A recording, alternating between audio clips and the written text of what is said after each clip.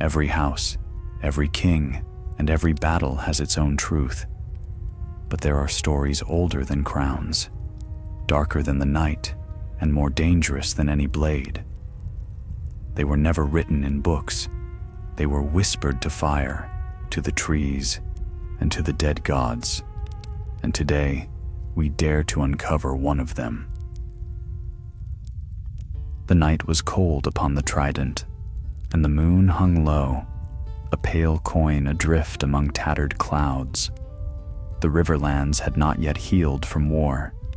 Charred farmsteads scarred the banks, and the ghosts of the slain seemed to linger in the morning mist. Yet amidst this ruin rode Sir Jeremy Rivers, once a sworn sword of House Frey, now a knight without a banner, his cloak ragged, and his conscience heavier than the chainmail he wore.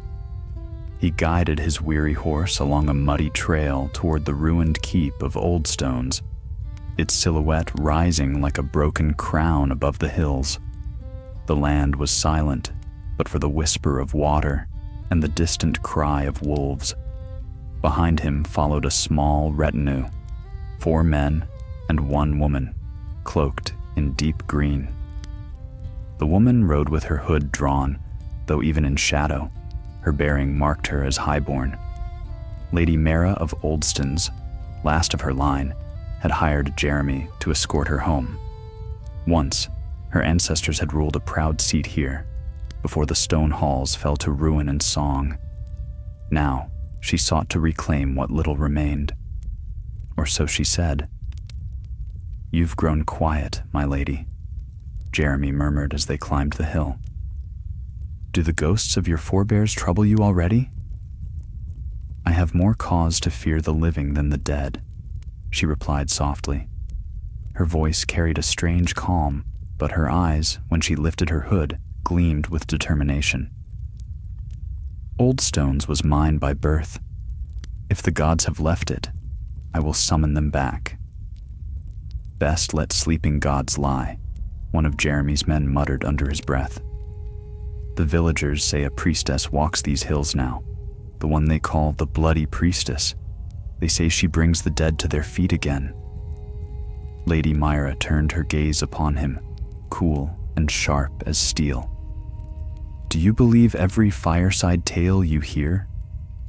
"I've seen worse than tales," Jeremy said before the man could answer.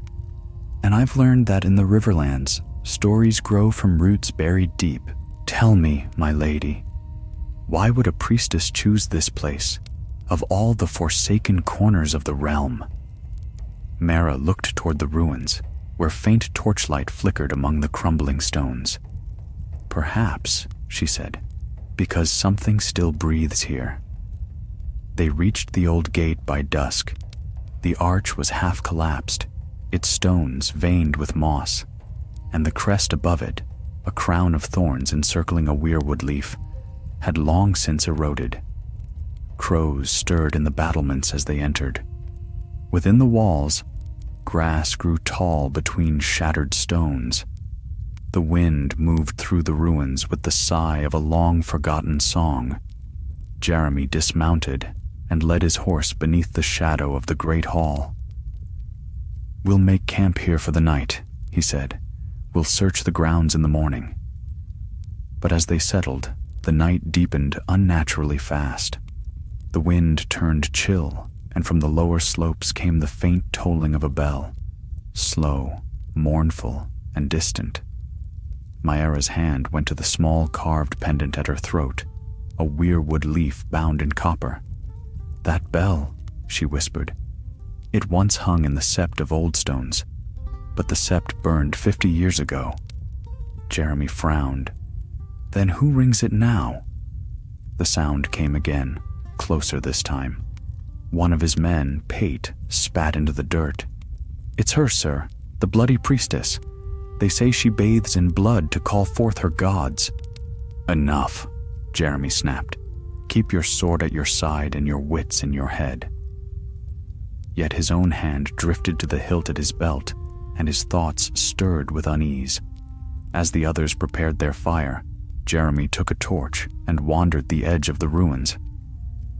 He passed beneath the remnants of old stone towers and through a graveyard where the names on the headstones had long faded. The air smelled faintly of wet earth and rot. Then, a flicker of red light caught his eye. Beyond a thicket of ivy, a narrow stair wound downward into darkness. From below came the echo of chanting, low, rhythmic, and hauntingly sweet. Jeremy raised his torch, his pulse quickening. He descended the steps one by one, the walls damp with centuries of seepage. The chant grew clearer now, the words strange but familiar, a mixture of the old tongue and Valyrian, woven together like the hiss of flame through leaves. He reached the bottom and stepped into a chamber lit by candles and fire pots. The air shimmered with heat. At its center stood a woman, tall, robed in crimson and black, her hair a cascade of dark waves streaked with blood-red dye. Before her lay a stone altar, upon which rested the body of a young man, pale and still. Her hands, slick with blood, moved in slow circles above his chest. By flame and root, by ash and bone, she murmured, "Life calls to life. Rise, my child." Jeremy froze, unable to look away. The air thickened with the scent of iron. The corpse twitched once, then again. Its eyes flew open, milky and empty, and a ragged gasp tore from its throat. The priestess smiled. "See how the gods answer?" she whispered to the dark. Jeremy's torch cracked loudly in the silence. The priestess turned. Her eyes met his, deep crimson, reflecting the firelight like a serpent's. "You should not have come here, knight," she said. Her voice was neither cruel nor kind, but heavy with something older than either. Jeremy took a step back, heart hammering. "Who are you?"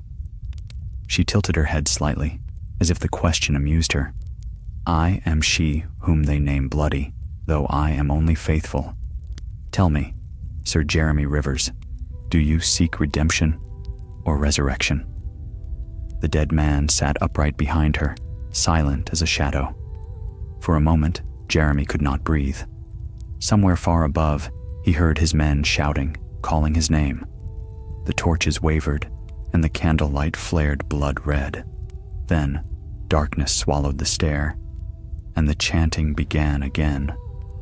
When Sir Jeremy awoke, he was lying upon cold stone. His torch had gone out. For a moment, he thought he was blind, until he saw a faint crimson glow breathing from cracks in the floor. The air was thick and hot, smelling of blood and ash. Somewhere in the dark, water dripped in slow, steady rhythm, like the beating of a heart. He rose to one knee, gripping his sword, but the hilt felt slick in his palm. When he looked down, he saw the blade was stained red, though whether by his own hand or another's, he could not tell. The voice came from the shadows. "You should not have followed the sound," the woman said. Her tone was calm, almost tender, yet every word struck with the weight of iron. The old gods guard their secrets closely. Men who pry them open seldom close them again. Jeremy turned toward her voice. The priestess stood at the far end of the chamber, half veiled by the curling smoke of the fire pots. Her robes shimmered with threads of gold and crimson, her bare feet stained with dark blood that glistened in the flickering light. Behind her, the young man she had raised sat motionless upon the altar, head bowed as though listening to something distant and unseen. "What sorcery was that?" Jeremy demanded. "What manner of witchcraft brings the dead to life?" The priestess smiled faintly. "There are no witches, only servants. The gods lend power to those who dare to ask. I have seen the work of Ruller's red priests," he said. "You are not of them." Her eyes glimmered. "Ruller is flame. The old gods are root and bone. I am the bridge between them, the blood that binds both worlds. You may call me what you wish." bloody priestess suits you well enough," Jeremy said grimly. Her smile faded. "Names are a mortal comfort, Sir Jeremy Rivers, but blood is truth. It remembers." He hesitated. "How do you know my name?" She lifted her hand, tracing a symbol in the air, a weirwood leaf surrounded by flame. "You reek of death and guilt," she said softly. "I can taste it on the air. You served the Fries once, did you not? You rode with them to the Twins." The torchlight seemed to dim, and Jeremy's throat tightened. "I was there," he said at last.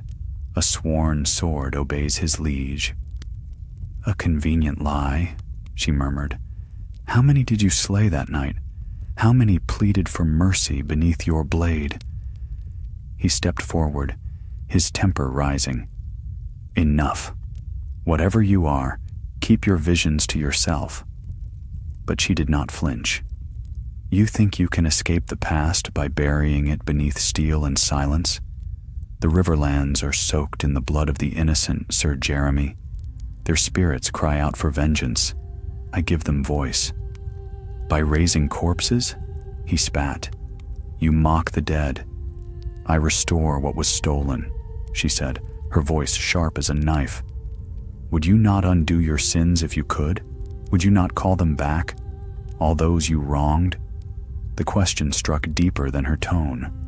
For a heartbeat, Jeremy saw their faces, the men he had slain, the boy who had begged for mercy, the woman's hand slipping from his grasp as the hall at the Twins burned. His grip on his sword faltered.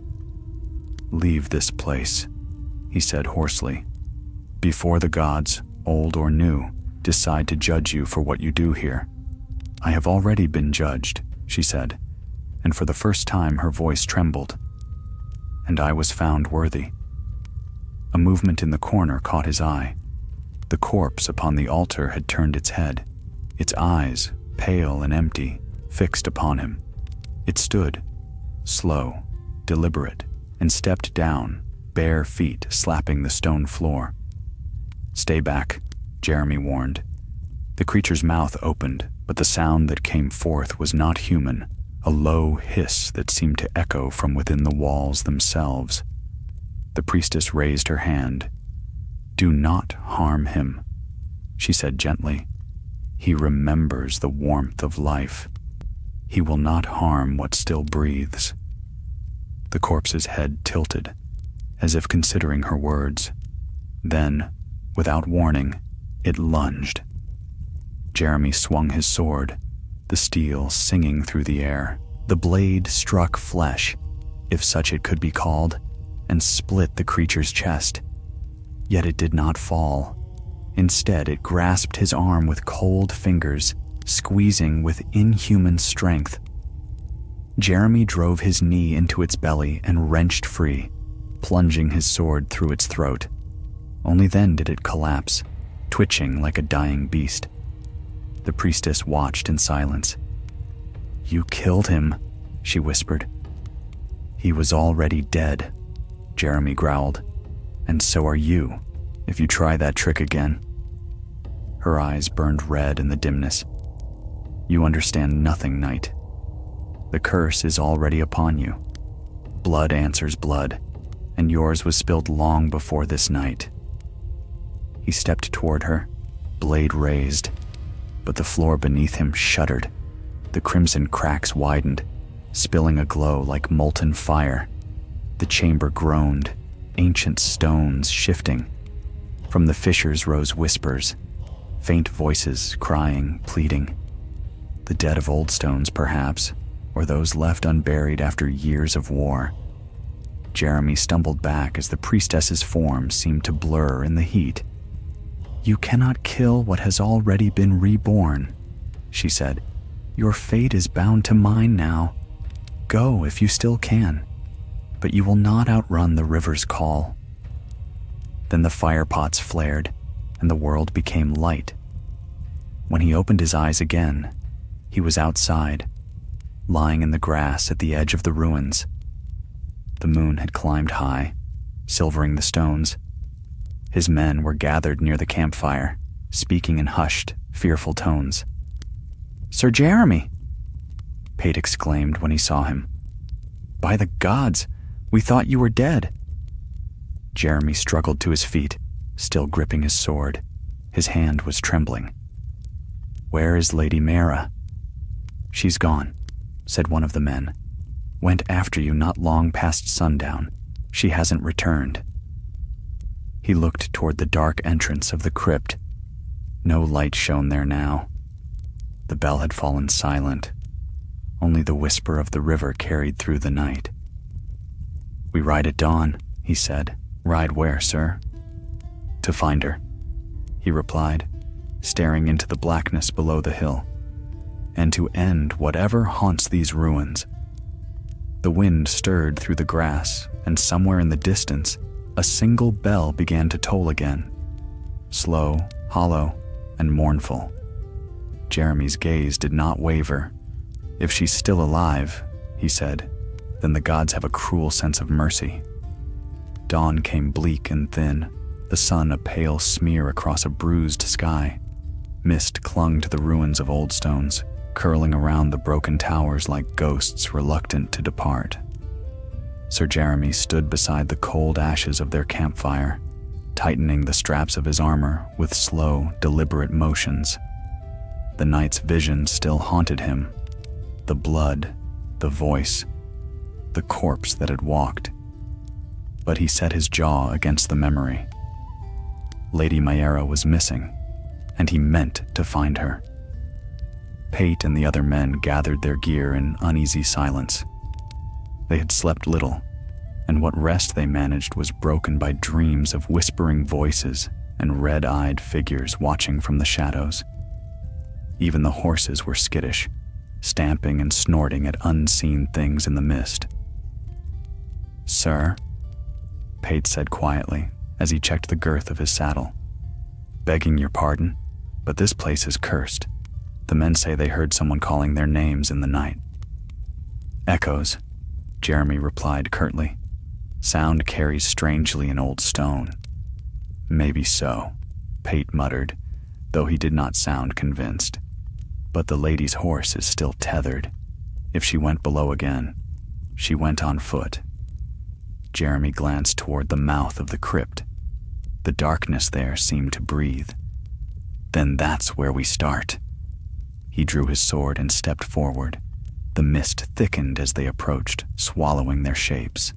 When they reached the stair, the air turned colder, sharp as winter breath. "Stay close," he ordered. They descended into the black. The torches hissed to life, painting the stone walls with restless shadows. The steps were slick beneath their boots, the air heavy with the scent of earth and decay. The chamber below was as he remembered. Cracked floor, fallen altar, the stench of dried blood. But the priestess was gone, and the corpse he had slain was no longer there. Only the faint smear of red marked where it had fallen. "Seven save us," one of the men whispered. "There's no body." Jeremy crouched, touching the dark stain. It was still damp. "Not long gone," he murmured. "She's moved him, or it." "Sir," Pate said, nodding toward the far wall. "There's a passage here." Indeed, what he'd taken for a solid wall was a narrow arch half hidden behind hanging roots and stone. Cold air drifted from within. The men exchanged wary glances. Jeremy raised his torch. "We go on." The tunnel beyond was older than the crypt above. Its walls bore no sigils of the seven nor carvings of the old gods, only crude markings, spirals and handprints blackened with soot. The ground sloped downward, leading deeper into the earth. Water dripped from the ceiling, forming small pools that rippled as they passed. At last, they came to a larger cavern, vast and echoing. Shafts of pale light filtered through cracks in the ceiling, illuminating strange shapes, rows of stone figures, dozens of them, their faces carved in rough likeness of men and women. Some bore swords, others shields, all arranged as if in silent vigil. What in the name of the Father? Pate breathed. Jeremy approached one of the statues. Its features were eroded, but the armor it wore was unmistakable, the remnants of a knight's breastplate, rusted to ruin but still real metal. Beneath the corroded helm, bone gleamed. These were not statues. Not carved, he said quietly. Entombed. A whisper stirred through the chamber, faint as wind over graves. The torches flickered. Then, from the far end of the cavern, came a dim glow, red as sunset through smoke. "She's here," Jeremy said, and started toward it. The others hesitated but followed, blades drawn. The light led them through another arch into a small sanctum. A shallow pool occupied its center, fed by a thin trickle of crimson water that seeped from a fissure in the stone. The surface rippled with sluggish movement, and above it stood Lady Myra. She was pale, her green cloak stained dark at the hem.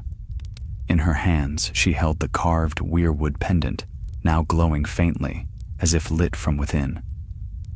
Before her knelt the bloody priestess, her crimson robe spread across the floor like spilled wine. "You should not have come," Myra said softly, without turning. "Nor should you, my lady," Jeremy replied, lowering his sword, but not sheathing it. "We feared you lost. I was found."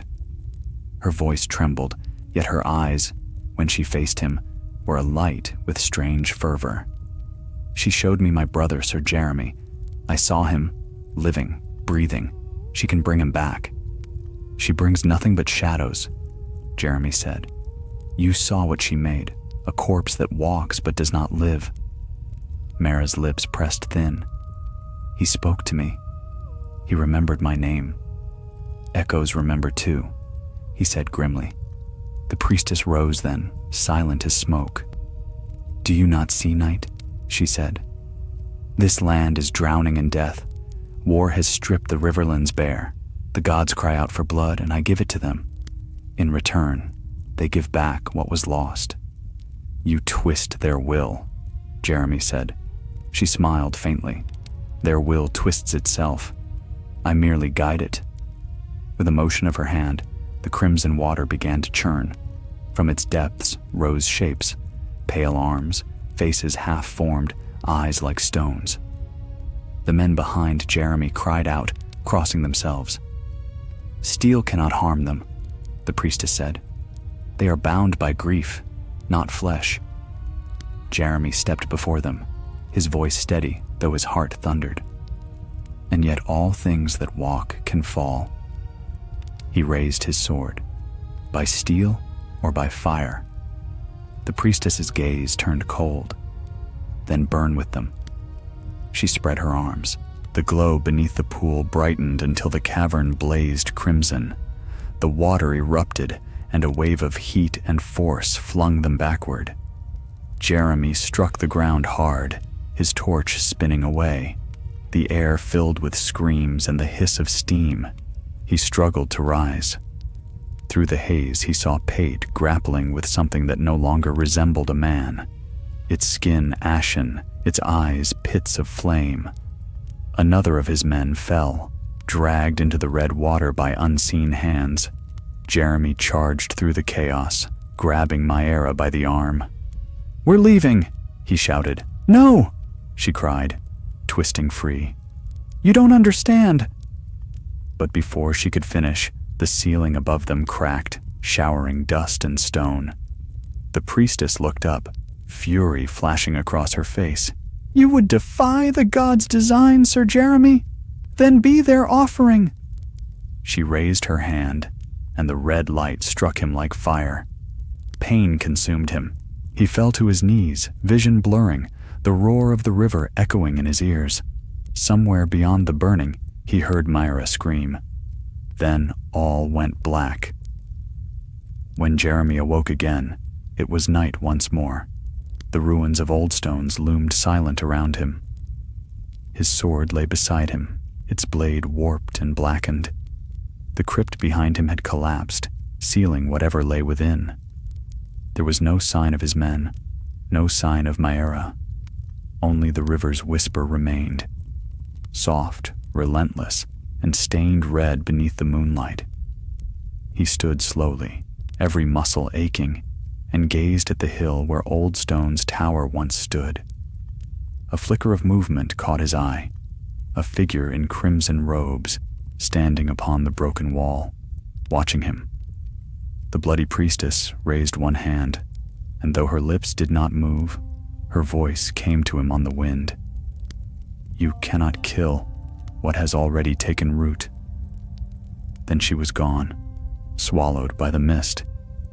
Jeremy turned toward his horse, mounted, and rode into the darkness. The river followed, whispering his name, and in the ruins behind him, the bell began to toll once more. Rain fell upon the riverlands, soft and steady, turning the roads to mud and the fields to pools of brown water. The air was thick with the smell of damp earth and rot, and the wind carried the distant cries of carrion birds circling over some unseen feast. Sir Jeremy Rivers rode through the mire like a ghost himself, his cloak heavy with rain, his horse plodding through the muck with weary patience. It had been 3 days since the collapse of the crypts at Oldstones, 3 days since the earth swallowed the dead, and with them, Lady Maera. He had searched until dawn, clawing through rubble with bloodied hands, calling her name into the hollow dark, but no answer came. When the storm broke, he had been forced to turn away, half mad with exhaustion. Now he rode south toward Fairmarket, though he did not truly know why. Perhaps to seek a Meister's counsel, perhaps to forget. Yet, as he rode, he could not escape the memory of what he had seen. The priestess's eyes burning like coals, the corpses that moved without breath, the way the river itself had turned red beneath the moon. At night, he dreamed of Maera's voice, calling him from beneath the water. By the second evening, he reached a small village huddled beside the Trident. Smoke rose from a handful of chimneys, and the scent of wet wood and boiled cabbage drifted through the rain. The place was half ruined, its sept burned, its people hollow-eyed from years of war. He dismounted before the only inn still standing, its sign, a faded trout, swinging on one hinge. Inside, the air was warm but close. A handful of villagers sat near the fire, their faces lined with suspicion as he entered. The innkeep, a stout woman with gray in her braid, glanced up from behind the counter. "No trouble here, sir," she said at once. "We've had enough of knights and banners to last a lifetime." "I bring neither," Jeremy replied, pushing back his hood. "Only coin for food and a bed." The woman eyed him, then nodded. "Coin still spends. You'll have stew then. Sit where you will." He took a corner table near the fire. As he ate, he listened. The talk in the room was low, fearful. Farmers speaking of missing sheep, of strange lights seen upriver, of a woman in red robes who walked at dusk, whispering to the drowned. Jeremy's hand stilled on his spoon. "A woman, you say?" he asked quietly. One of the men, thin and gray-bearded, looked up. Aye, red as blood she was. Came 3 nights past, spoke to old Mother Danelle, the midwife, then vanished by morning. The river's run queer since, fish floating belly up, dogs howling half the night. Some say she cursed us. The innkeep crossed herself. She's the bloody priestess. My cousin's boy saw her once, years ago after the war. Said her eyes were fire. Said she called the dead by name. Jeremy rose slowly. "Where is this Mother Danelle?" The old man gestured toward the window. "Hut by the willow grove, past the ford. But you won't like what you find there, sir. The gods keep no peace with her." Jeremy left his coin on the table and stepped back into the rain. The night was darker than before, the clouds rolling low and heavy. He crossed the muddy road, the river whispering to his right, swollen from the storm. The willow grove loomed ahead, long drooping branches brushing the water like fingers. Beneath them stood a crooked hut, its windows dimly lit. He dismounted, tied his horse to a post, and approached. "Mother Danelle," he called. A shuffle came from within. The door opened a crack, and an old woman peered out, her eyes clouded but sharp. "Who asks for Danelle in the dark?" "A traveler," Jeremy said. "I seek the woman in red who came to you." The door creaked wider. "You've the look of one she'd haunt. Come in then." The hut smelled of herbs and smoke. Bundles of dried flowers hung from the rafters, and a cauldron bubbled over the fire. Danelle motioned him to sit, then poured something steaming into a clay cup. "Drink," she said, "for the chill." He took it, though his trust was thin. The brew was bitter, earthy. "She came to me," the old woman said, lowering herself onto a stool. "The priestess, not a ghost. No, flesh and blood, though her eyes burned like candles. She asked after the river, said it remembered her name. I told her it remembers all blood spilt within it. And then she left me this." Danelle reached into her cloak and drew out a small wooden charm, a weirwood leaf bound in copper wire. Jeremy's breath caught. He had seen that charm before. "Lady Mara wore this," he said hoarsely. "Aye, and the red woman said it was hers now." Jeremy stared at the charm, the room spinning slowly around him. "She lives then." "If you call it living," Danelle murmured. "She walks with the priestess now." The two of them went north, following the river's course. Said they sought the seat of the old gods, a place where flame and root meet. He rose at once. "How long ago?" "2 nights. But beware, sir. I saw her face before they left. The lady's eyes were no longer her own."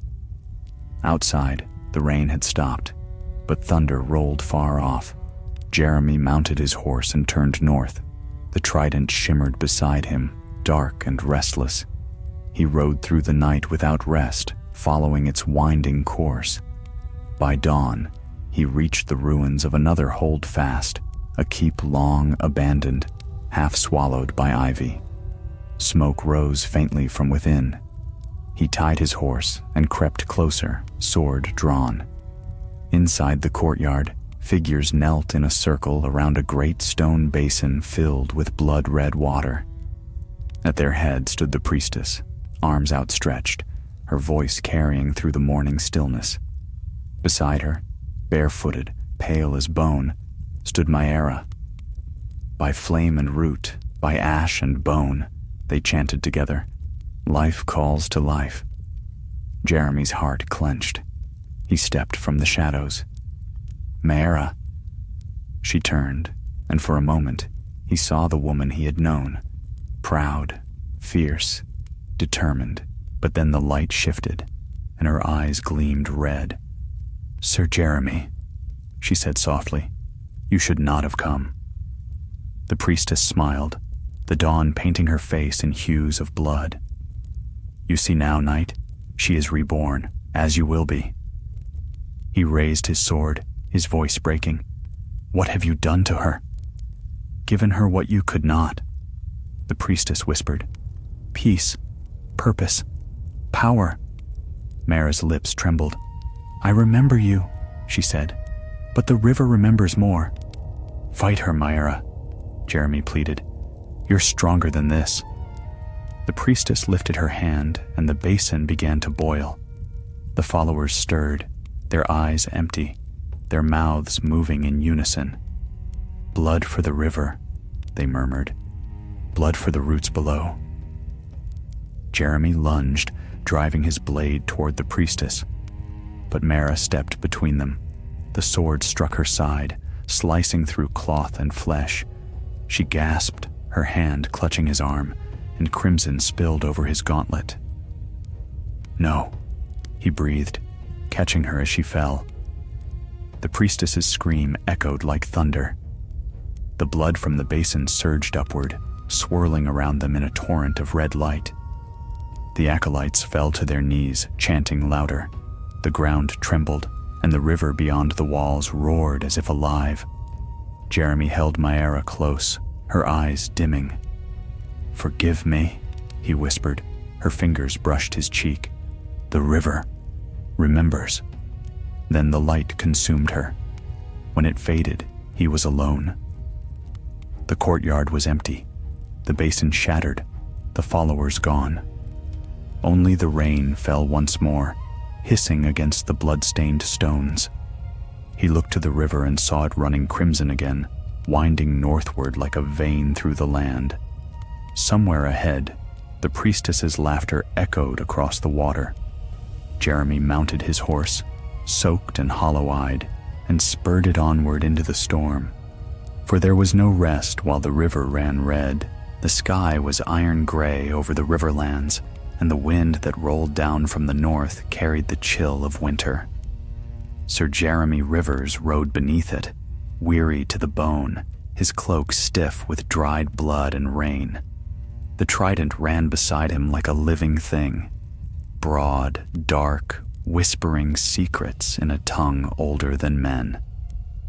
It had run red for 3 days, and no matter how far he rode, he could not outpace its color or the echo of the priestess's laughter in his mind.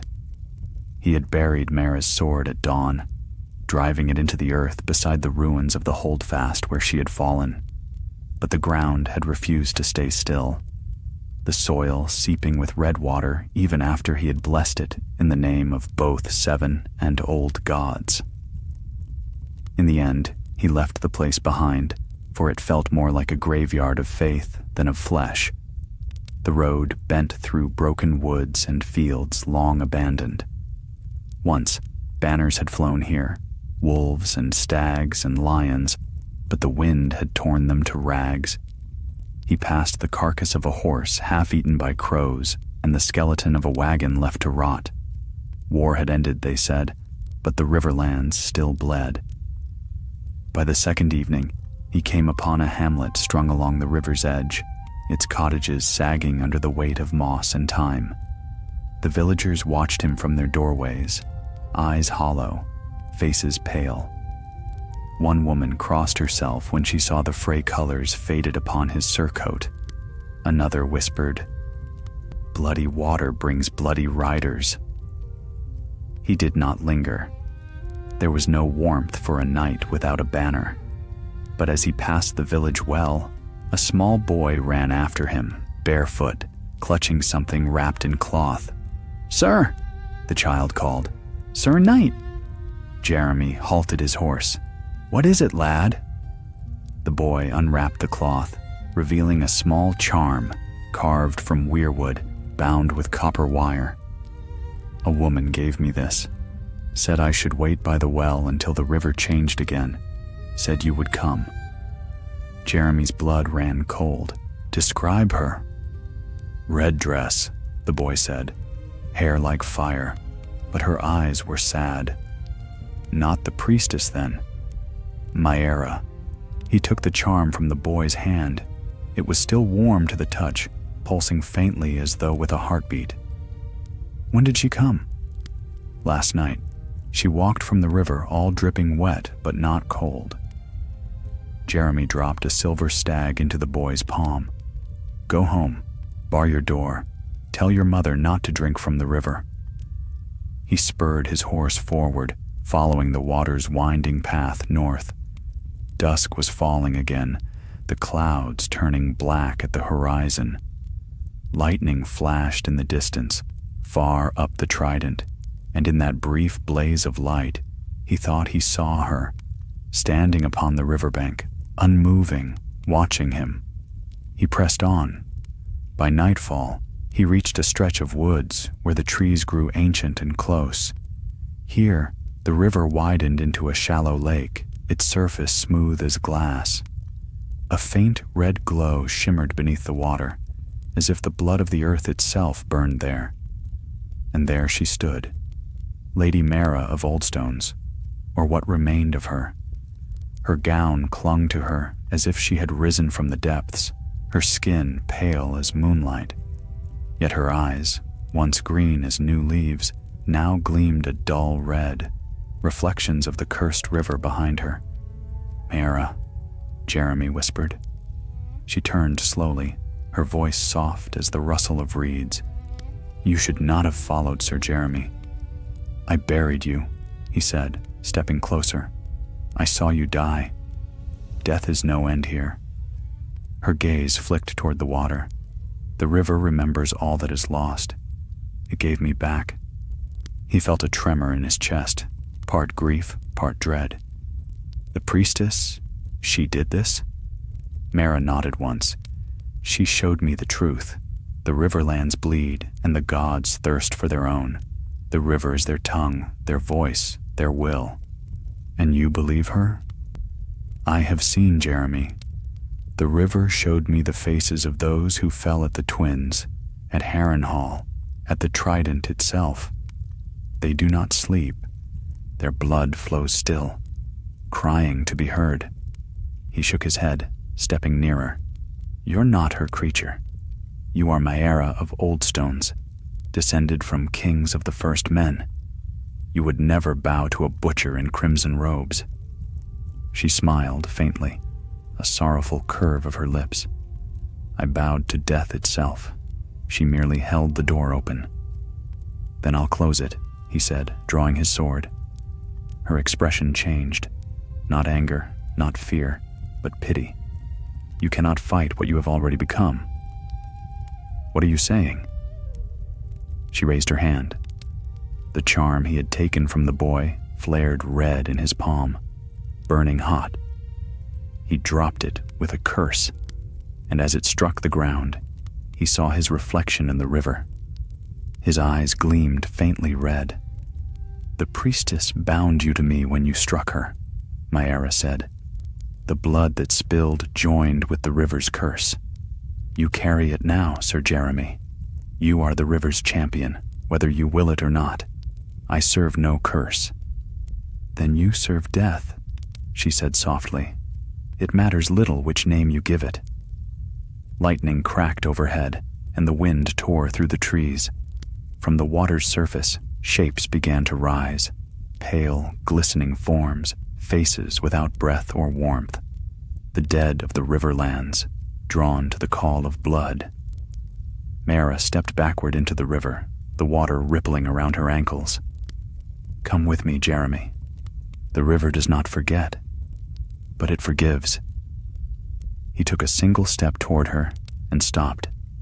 Behind her, at the center of the lake, the bloody priestess rose like a vision of flame, her robes spreading across the water like wings. "Night of guilt," she called, her voice carrying over the storm. "You have run long from the truth. Now drink deep and be cleansed." Jeremy lifted his sword, though his arm shook. "You will not have me." The priestess laughed, the sound echoing like thunder.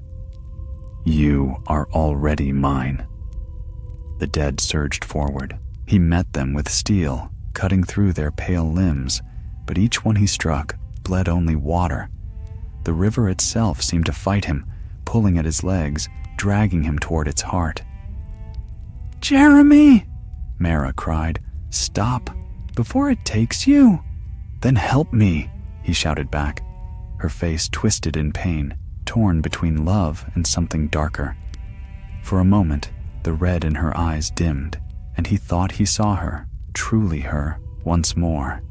She raised her hands, and the water froze mid-motion, the dead halting in place. "Run," she whispered. He did.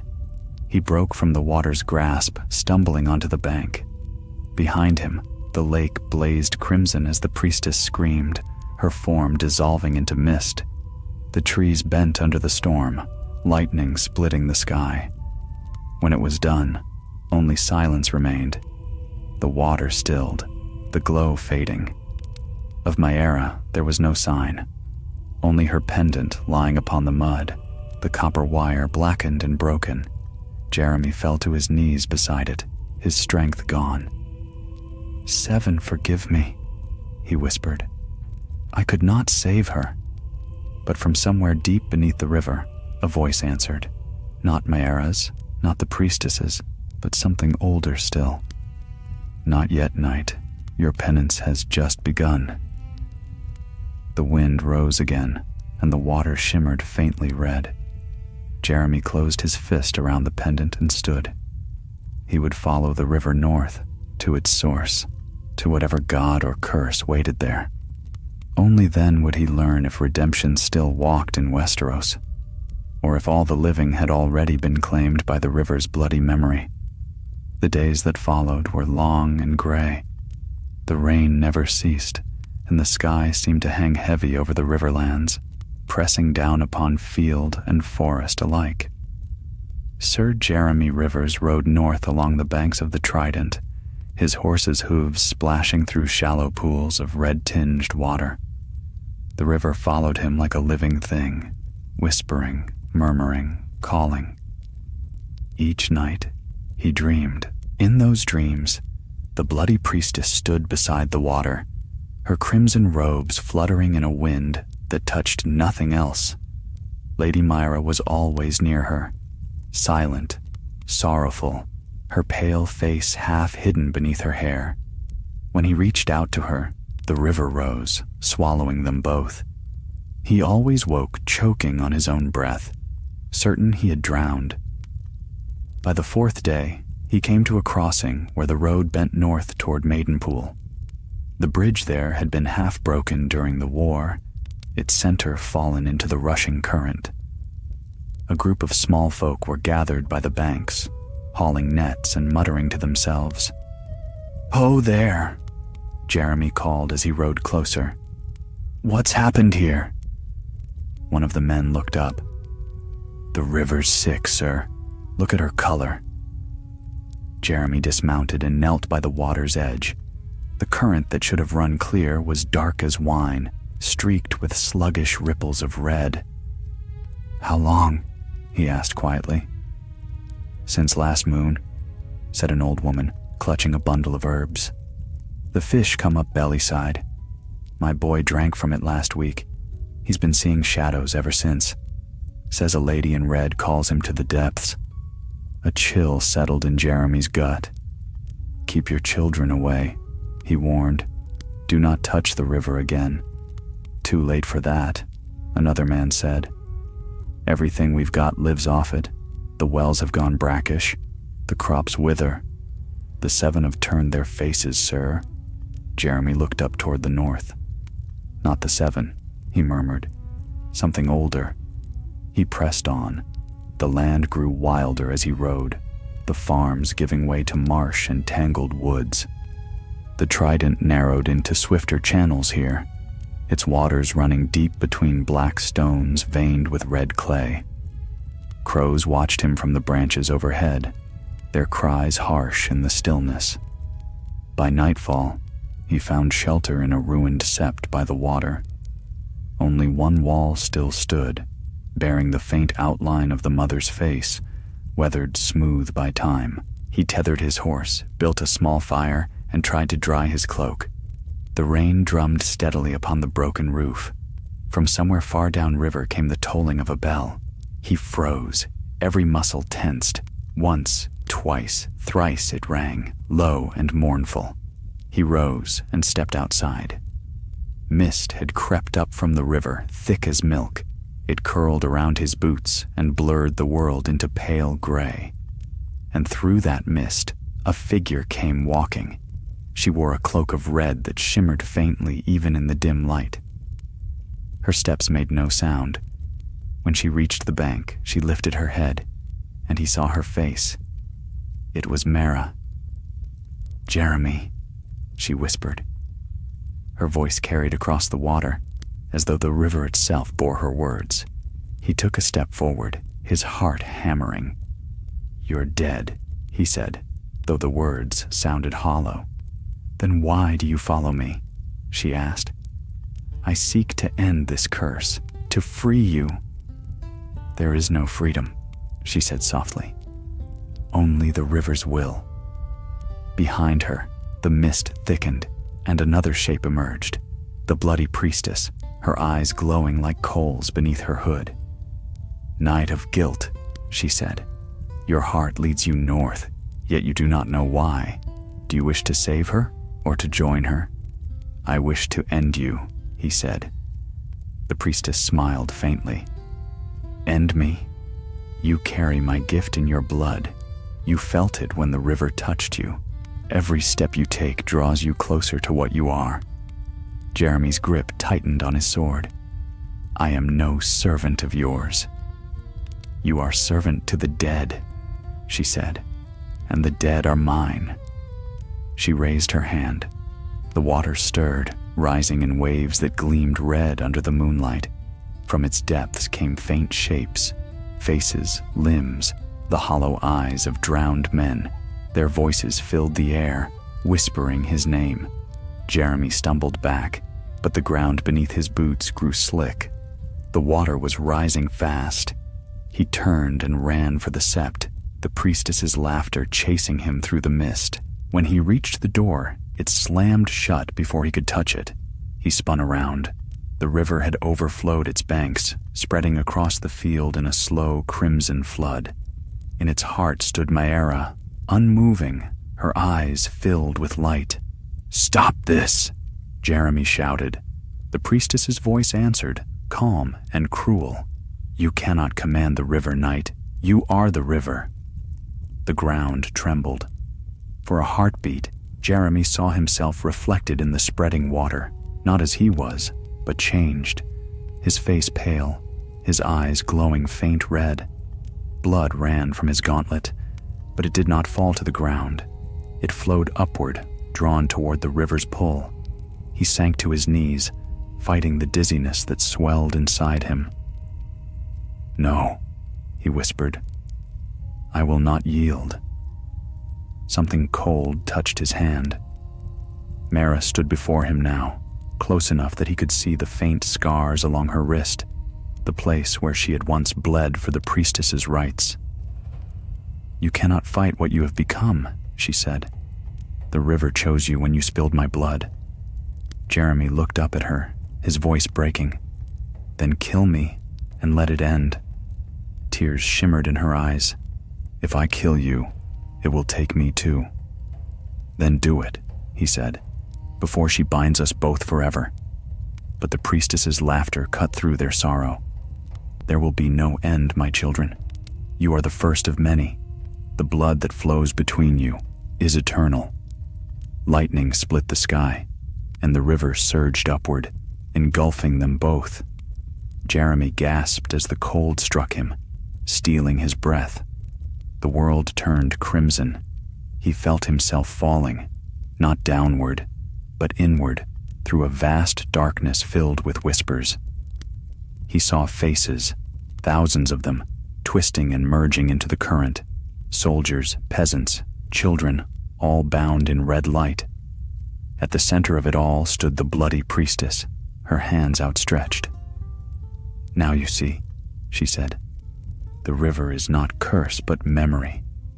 Every drop remembers. Every drop obeys." He reached for his sword, but it was gone. His armor dissolved, his flesh pale and weightless. The current carried him like a leaf. Then Mara's voice pierced the roar. "Jeremy, hold fast!" Her hand found his in the darkness. He clung to her, pulling with all his strength. Together they broke the surface. The air hit him like fire. He coughed, gasped, and found himself lying upon the muddy shore. The river had returned to gray. The priestess was gone. Maera lay beside him, her eyes closed. Her skin was cold, but she breathed. Jeremy rolled onto his side, staring at the water. For the first time since Oldstone's, it ran clear, yet deep below, he thought he saw movement, something vast and shadowed turning in the depths. He looked to Maera. "We're free," he whispered. But even as he said it, the river whispered back, soft as a sigh. "Not yet." He closed his eyes. Somewhere far to the north, Thunder rumbled again. The river would not rest, and neither, it seemed, would he. The morning after the river's flood broke across the lowlands dawned pale and cold. Mist lay thick over the water, and the cries of distant crows carried through the air like the echoes of mourning bells. Sir Jeremy Rivers sat upon the bank beside his small fire, sharpening his sword in silence. Each stroke of the whetstone rasped like the whisper of ghosts. Across from him, Lady Myara slept beneath his cloak, her face turned away from the rising sun. She was alive, though changed, too still, too cold, and her breath thin as frost. Jeremy had woken before dawn to find her lying upon the shore, the blood washed from her skin, her gown clinging to her like a second life. The river had released her, yet he did not know why. The water, once crimson, ran clear now, but the air still smelled faintly of iron. When he looked down at his hands, he saw faint red veins beneath the skin, pulsing like threads of fire. He sheathed his sword. The sound echoed oddly, as if the air itself were hollow. Myara stirred, opening her eyes. They were no longer red, but a deep gray, calm and unreadable. "Where are we?" she asked softly. "Half a day's ride from Maidenpool," he replied. "The river's quiet for now." Her gaze drifted toward it. "It never truly sleeps." "No," he said, "but we'll keep ahead of it." He packed what little they had, helped her to her feet, and together they walked to where his horse grazed near the trees. The animal snorted uneasily when Myra approached, but did not rear as it once might have. It seemed to sense that whatever haunted her also watched over her. They rode north, following the smaller streams that bled from the Trident's heart. The land grew colder with each league, the trees bare of leaves, the ground hard with frost. No villages marked the path, only the occasional ruin, the bones of keeps abandoned after too many wars. By midday they came to a narrow ford where the water ran shallow over smooth stones. Here the sunlight broke through the clouds, and for a fleeting moment Jeremy thought the world looked almost untouched. Then Mara spoke, and the spell broke. "It called me again last night," she said. He glanced at her sharply. "The priestess? No, the river. It dreams through me now. It showed me its source, far to the north, where the old god's roots run deep. There is a place there where the water burns beneath the earth. That is where she waits." "The bloody priestess?" Mara nodded. "She's not gone, Jeremy. The flood was her test, not her end. She means to raise the dead of all the riverlands. Every man who fell in war, every child taken by plague. She would give them flesh again, souls bound by blood, not breath." He tightened his grip on the reins. "Then we'll stop her." "How?" she asked quietly. "She's not mortal any longer. She's become part of the river's will. To destroy her, we'd have to destroy the river itself." "Then we start there," he said, jaw set. She watched him for a moment, then turned her gaze back to the horizon. "You speak as though you still believe in choice." They rode on until dusk. The land rose into low hills covered in frostbitten heather, and in the distance they saw smoke rising from a lonely tower. The keep was small, built of dark stone and half in ruin, but the sight of its walls promised shelter. As they approached, a horn sounded from above. Men in patchwork mail appeared along the battlements, sell swords by their look, with rusted blades and hungry eyes. One called down, "Hold, travelers, what business have you at Stonebrook Tower?" "Food and a roof for the night," Jeremy answered. "We can pay."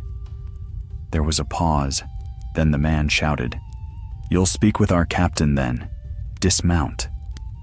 They led their horse through the gate.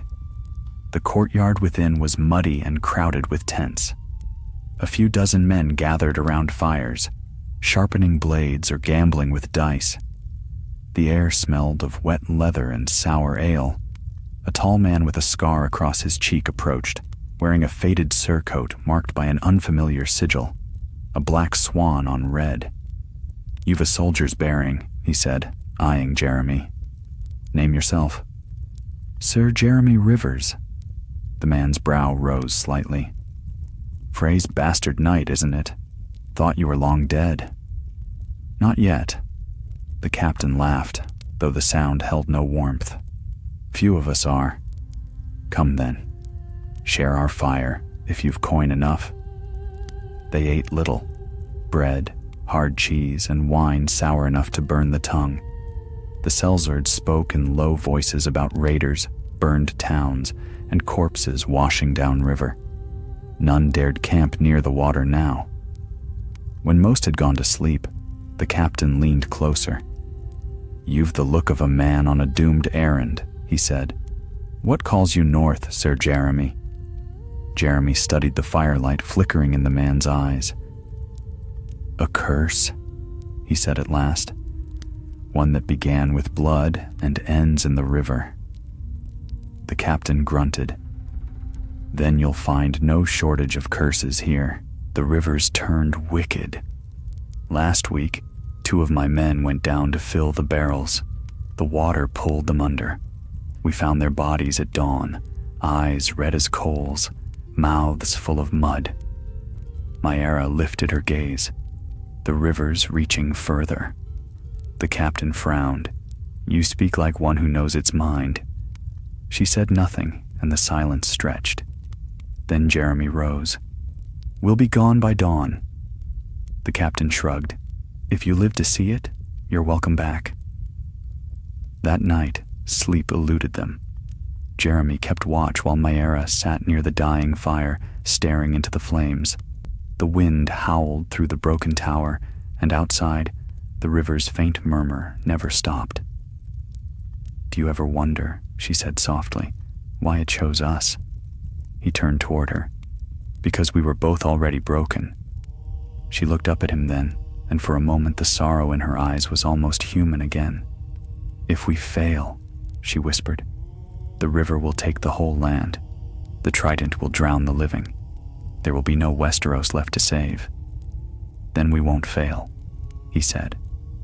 At dawn, they rode north once more. The air grew sharper, the land wilder.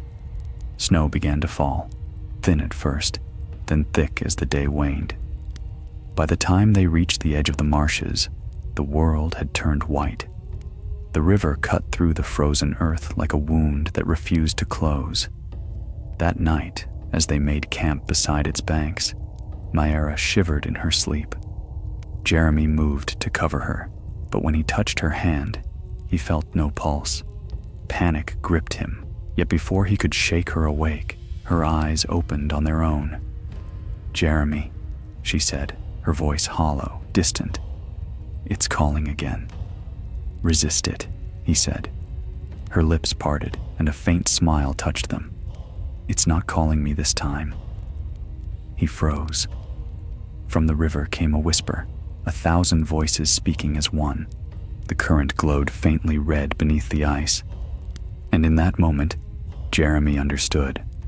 The river no longer sought Myara. It sought him. He stood, drawing his sword as the ice cracked. The glow spread, and a shadow moved beneath the surface, vast, coiling, alive. Mara rose beside him, her eyes wide. "It's begun," she whispered. The ice shattered. From the depths rose a figure wreathed in flame and water, the bloody priestess, her laughter echoing through the storm. "The river remembers," she said. "And now, Sir Jeremy Rivers, so shall you." The current surged forward, red and wild, and the world dissolved into light and roaring water. The storm broke across the marshes like a hammer, shattering the night into wind and fire. Sir Jeremy Rivers was cast down among the reeds, the river roaring over him as though it meant to bury him alive. The bloody priestess stood upon the water, her robes whipping around her like the wings of a crimson vulture. Her eyes gleamed brighter than the lightning, and each word that left her lips shook the air. "Rise, blood of the Freys. Rise, Oathbreaker. The river remembers your treachery and your guilt. Come, Sir Jeremy Rivers, come and pay your debt." He struggled to his feet, half blinded by the rain. The current surged against his knees, dragging at his sword. "I owe you nothing," he shouted. The priestess laughed, a sound too cold for any living throat. "Nothing. You drowned the honor of knighthood in the red wedding's tide. The trident itself drank your sin. You think you fled the gods' judgment, but they have found you, through me." Her hand rose, and the river erupted in a column of red. From it burst shapes that were not wholly of flesh, dead men in half-rotted armor, their faces pale and swollen. They still bore the wounds they had died with, throats cut, bellies opened, eyes hanging loose upon their cheeks. Jeremy drew his sword, the blade glinting dully beneath the storm. "Then come, ghosts, come and take me." They obeyed. The first leapt from the water with a hiss, its rusted axe cleaving through the rain. Jeremy parried, the force jarring his arms to the shoulder. He drove his blade through the creature's chest, but no blood flowed, only a gush of black water. It staggered, head lolling, then fell back into the current. 2 more followed, then 3. Jeremy fought like a man possessed, hacking, thrusting, turning in the current's pull. Each stroke sent up a hiss of steam as if the river itself burned at his touch. "Jeremy!" Mara's voice pierced through the chaos. She stood upon the bank, her pale gown clinging to her like mist. "She means to bind you.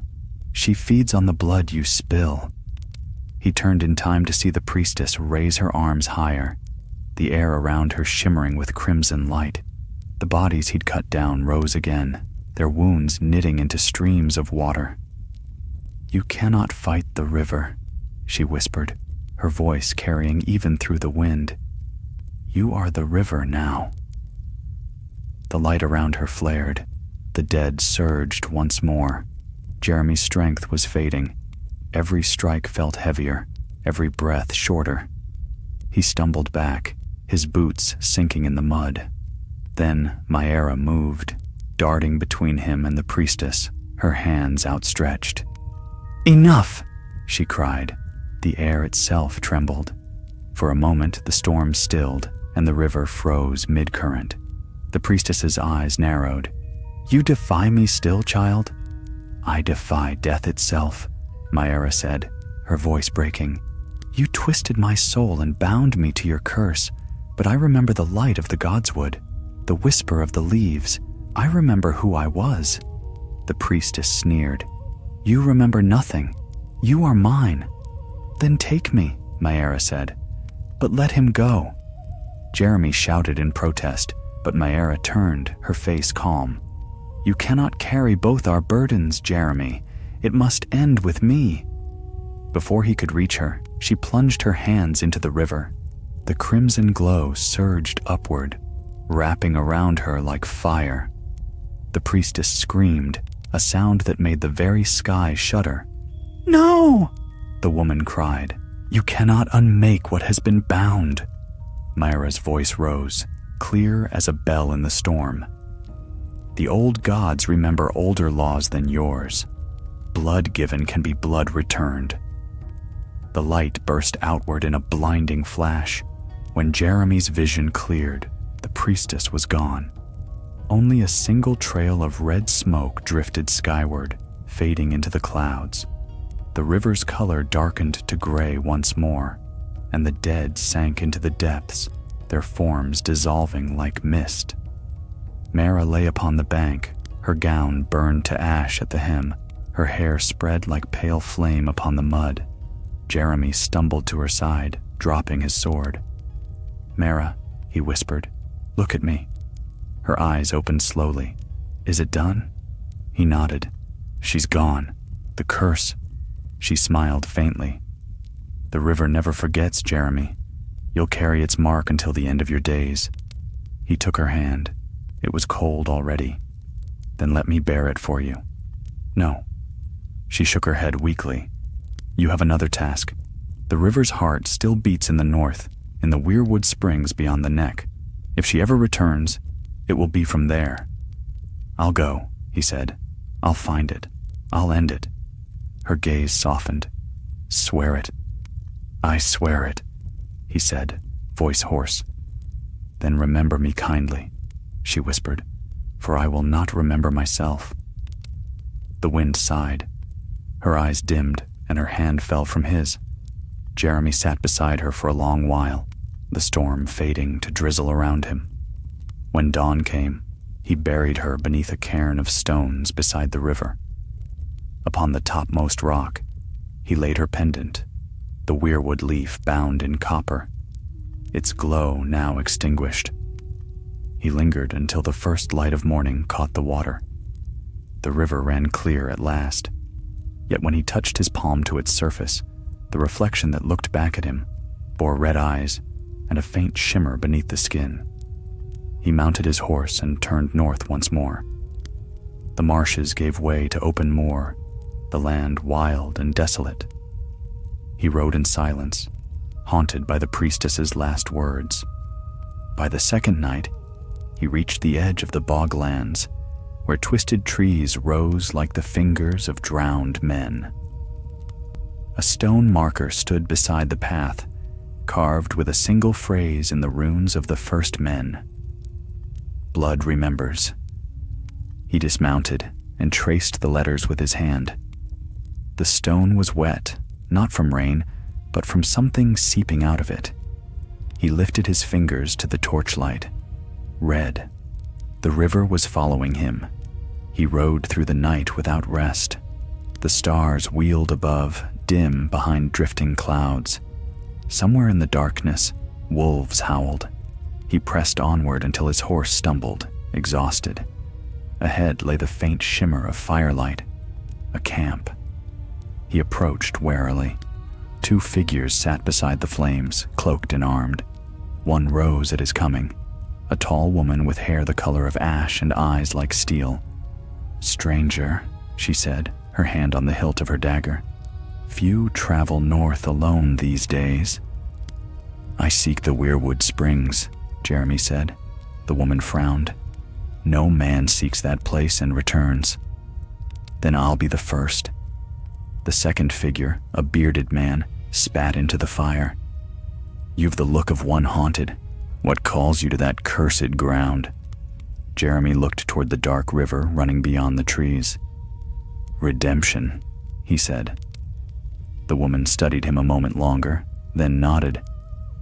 Come morning, we'll show you the way, but pray to whatever gods you still keep, Sir Jeremy Rivers.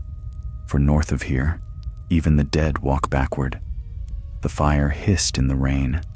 Beyond it, the river whispered on, tireless, eternal, remembering every drop that ever fell within it.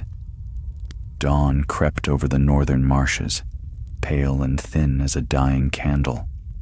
The mists had settled heavy on the ground, muffling the sound of the river that slithered unseen among the reeds.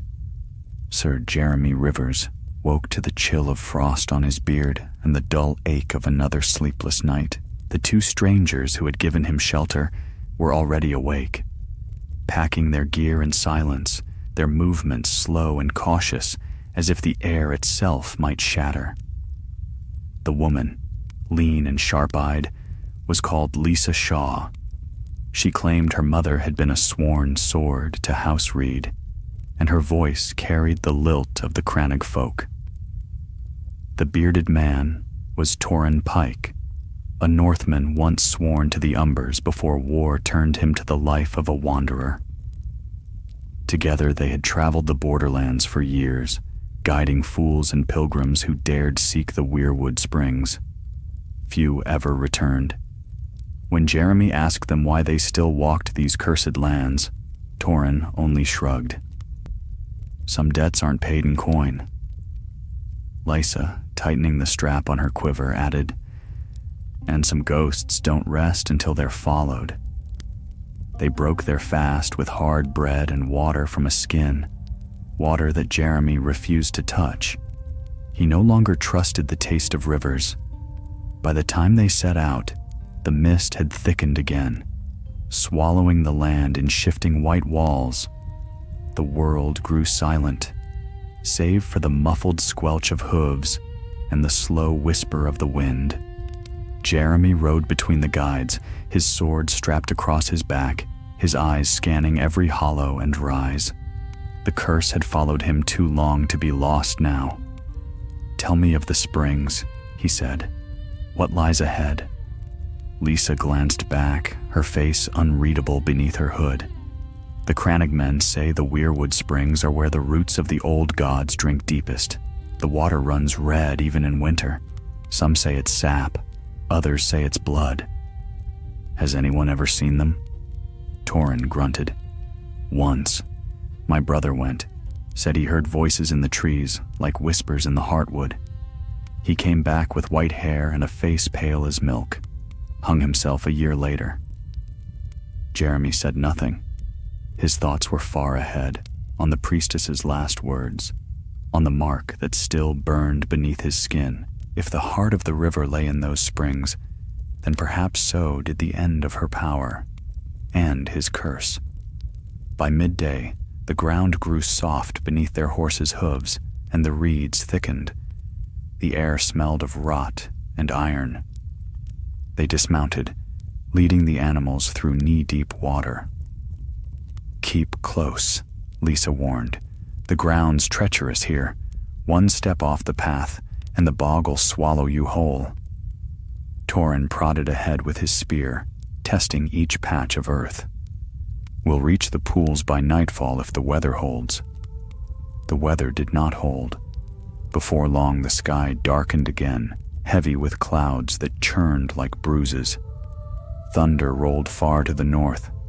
Rain began to fall in fine, cold sheets, turning the marsh to a mire.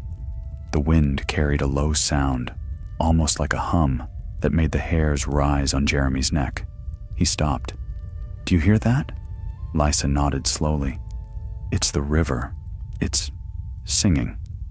The sound grew louder, rising, twisting into words that had no tongue, no breath.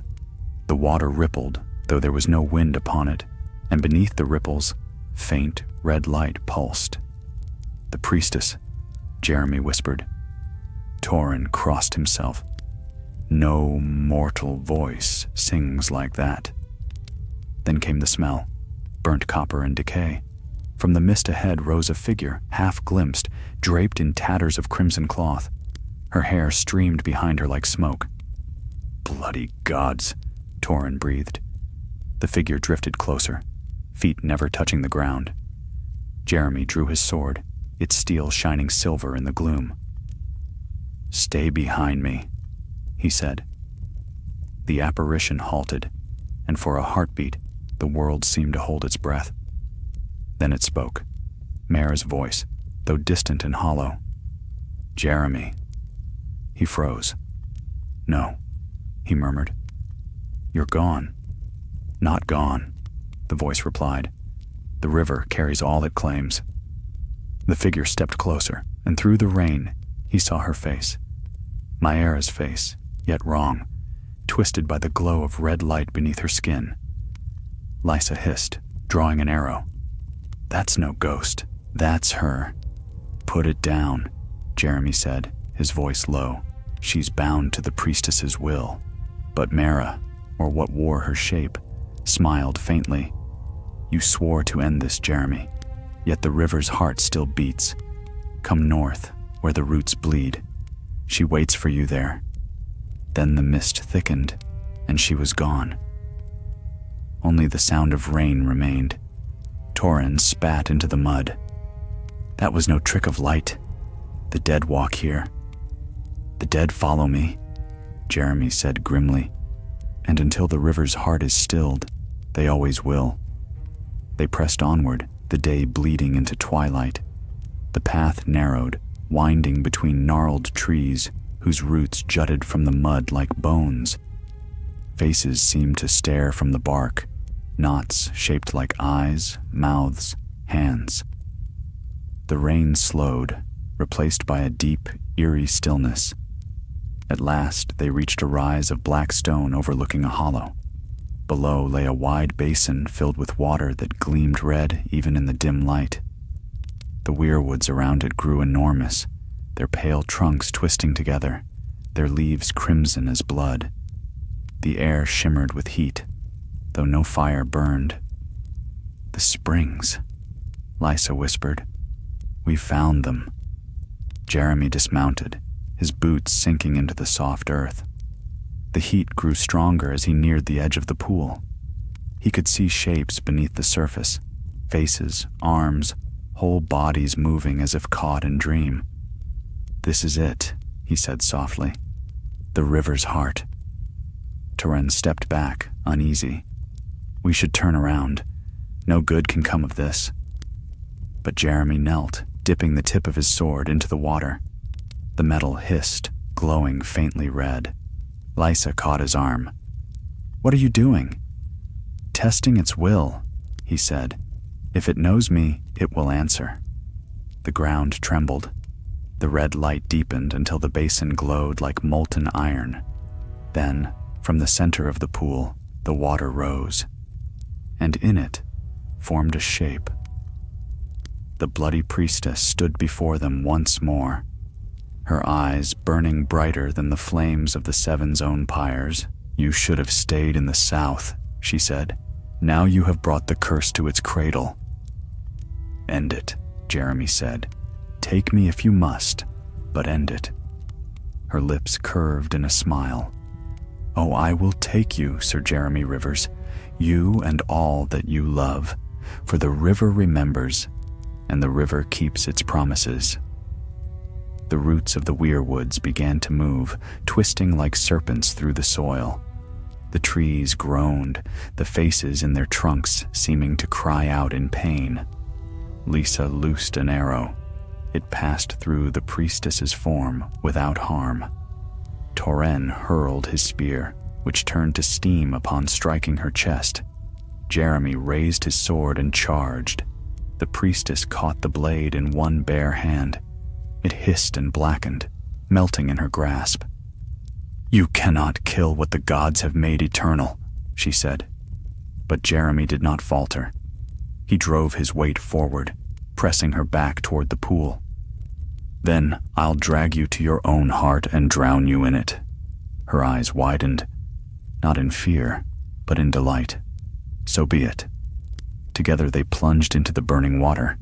Lysa screamed his name, but the red glow swallowed everything. The earth shook, the trees split, and the pool erupted into a pillar of flame and blood. When the light faded, the basin was empty. The water was gone. The priestess's voice echoed once, faint and distant. "The river remembers." And then, silence. Lysa and Torren stood alone among the weirwoods, the air thick with smoke and the smell of iron. The river's song was gone. But far below, deep in the roots of the earth, something still stirred. The dawn that followed the battle at the Weirwood Springs came ghostly and pale, spreading light across a land that seemed too quiet, too still. The air smelled of ash and wet soil.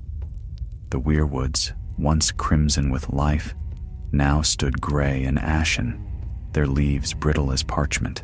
The basin that had burned with blood the night before lay empty, a crater of blackened earth, its center steaming faintly as if the world still smoldered from within. Lysa Shaw stood at the edge of that pit, her bow slung across her shoulder, her eyes red from sleeplessness. Torren Pike knelt nearby, sifting through the mud with rough hands.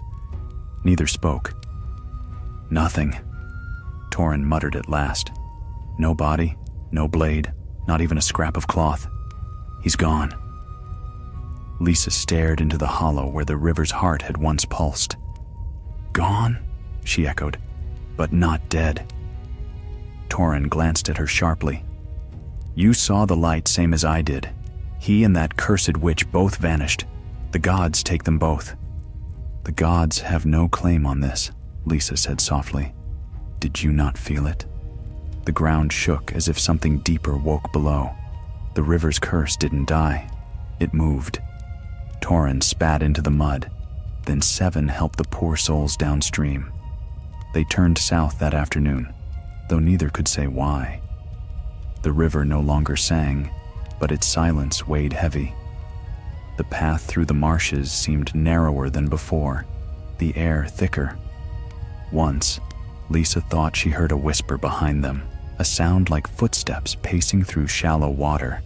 But when she turned, the reeds were still. By dusk, they reached firmer ground. Smoke from a distant village drifted faintly on the wind. Torrhen went to gather wood, muttering that they'd need a fire to keep the night at bay.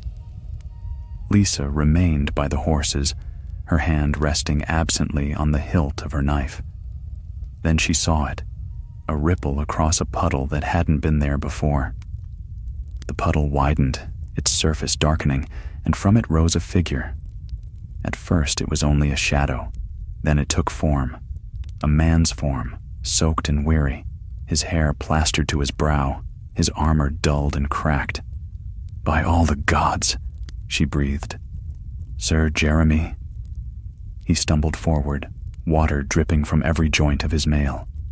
His eyes, gray once, glimmered faintly red in the fading light. "Torrhen!" she called. "He lives!" Jeremy collapsed to one knee, coughing up black water. When he finally spoke, his voice was hoarse. Where is she?" "The priestess?" Lisa knelt beside him. "Gone. The spring is dead and the river's gone quiet." He looked up at her, and she flinched at what she saw. His pupils were thin as knife edges, his veins faintly dark beneath his skin. "She's not gone," he whispered. "She's inside it now. Inside me." Torrhen returned then, spear in hand. "The hells, you say?" Jeremy rose unsteadily. "I took her into the river and the river took us both. She tried to bind me, to make me its vessel, but the water turned. It rejected her." He touched his chest. But not all of her was cast out. The night came down swift and cold. They made camp by a cluster of half-dead trees, the fire flickering low. Jeremy sat apart from the others, staring into the flames. Every so often, the light flickered red upon his face, and the shadows seemed to twist around him. Lisa broke the silence. "What happens now, sir?" The curse broke at the springs. "Do we leave this land to heal?" Jeremy shook his head slowly. "No. The river runs to the sea. Its heart may be stilled, but its blood still flows. If her spirit clings to the current, she'll find new strength there. It must end where the river ends." Torrhen snorted. "The sea's half a kingdom away. You mean to chase ghosts to the coast?" "I mean to finish what I began," Jeremy said. "She will not haunt another soul while I draw breath." Lisa studied him in silence. There was something hollow in his voice, something not entirely his own. "And if she has already become part of you?" she asked. "Then the end will claim us both," he replied. They rode south again at first light. The marshland gave way to forests, and the forests to fields long abandoned. The scars of war lay everywhere. Charred farmsteads, empty villages, bones tangled in the roots of old trees. The river wound beside them, calm now, but its surface glimmered strangely in the sun, as though reflecting another sky entirely. That night, they reached a ruined bridge. The stone arches stood half-collapsed, the current murmuring beneath them. They camped nearby, and Jeremy walked to the water's edge. He knelt, touching the surface. It was cold, but he did not draw his hand back. Instead, he closed his eyes. "Show me," he murmured. For a moment, nothing happened. Then the current stirred. The water rippled outward, forming a faint reflection, not of his face, but of hers. The bloody priestess. Her eyes gleamed from the surface like twin embers. "You cannot run from what you are," she whispered. "The river has chosen its vessel. Through you, it will rise again." Jeremy's hand trembled, but he did not withdraw it. "You failed. The land is free of your curse." "Free?" Her laughter rippled across the current. "Look at yourself, Knight. You are my curse, my blood, my voice, my memory." He clenched his fist, the water dripping between his fingers. "Then I will drown myself before I serve you." "Can you drown the river?" she asked softly. "You are its flow. Every heartbeat is mine." The vision faded. He staggered back, his breath shallow. When he returned to the fire, Lysa looked up. "What did you see?" He hesitated. "A warning," he said, "and a promise." They continued on the next day, following the trident as it widened and divided into its great forks. The air grew warmer as they left the northern chill behind, but Jeremy felt no comfort. Each league brought the whisper of water in his ears. Each bend of the river carried faint murmurs like the echo of chanting. Sometimes, when he looked into the current, he thought he saw faces, half-formed, fleeting, watching him. By the 5th day, Torrin grew restless. "There's no end to this," he muttered. "We follow a river that leads to madness." "Then turn back," Jeremy said flatly. "I'll go on alone." But Lysa shook her head. "No, I began this path beside you. I'll see where it ends." That night, they camped upon a rise overlooking the Trident's southern fork. The moon hung full, silvering the water. Jeremy could not sleep. The whispers had grown louder now, almost human. He rose, walking to the edge of the hill. The river glowed faintly red under the moonlight. He knelt once more, pressing his palm against the surface. This time the priestess's voice came not from the water, but from within him.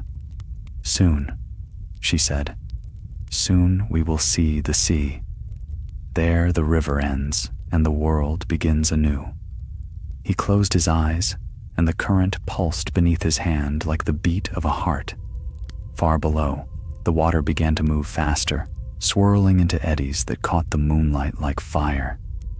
The whispering rose to a low chant, 1,000 voices murmuring his name. Jeremy drew his sword and drove it into the earth beside him. "If you want me," he said through clenched teeth, "then you'll have to drag me to the depths yourself." The river's reply was a single word, soft as a sigh and colder than death. "Gladly." The water surged upward in a single great wave, crashing over the bank, and the night was swallowed in red. The wave struck with a sound like thunder breaking against stone. Sir Jeremy Rivers was hurled backward, the world vanishing into darkness and cold. The river wrapped around him like a living thing, dragging him under, filling his ears with its roaring pulse. He fought against it, kicking, clawing, reaching for light, but the current only pulled him deeper. There, beneath the surface, he saw them, the faces of all who had died by his hand. Pale, unblinking, they drifted in the red murk, lips moving soundlessly as if to curse or to pray. And above them, vast and shadowed, loomed the shape of the bloody priestess. Her hair floated around her like smoke, her eyes twin suns beneath the water. "You cannot fight it forever," she said, her voice echoing in the dark. "The river is your blood now. You are mine." He tried to speak, but the water filled his lungs. His thoughts began to blur, his strength failing. In that endless, suffocating cold, he thought of Mara, of her laughter in the hall at Oldstones before it had fallen to ruin, of her steady gaze when she had sworn to reclaim her birthright. He remembered her courage in the face of the priestess's wrath, and somehow, even in that dark, a spark of warmth answered him. A hand reached toward his through the current. Pale, familiar.